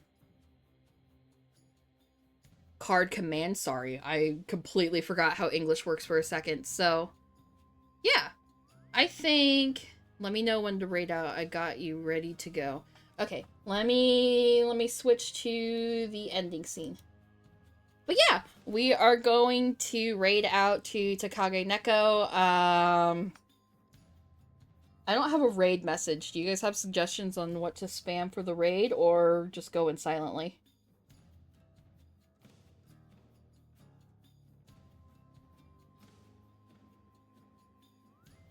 You know, just go silent art attack.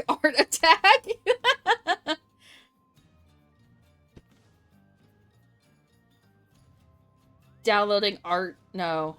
Uploading art.exe.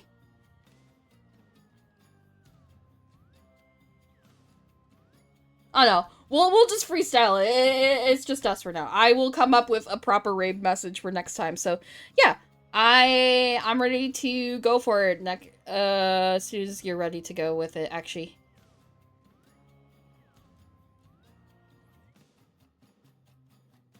All right. And well, thanks everyone for coming out, and have a good night.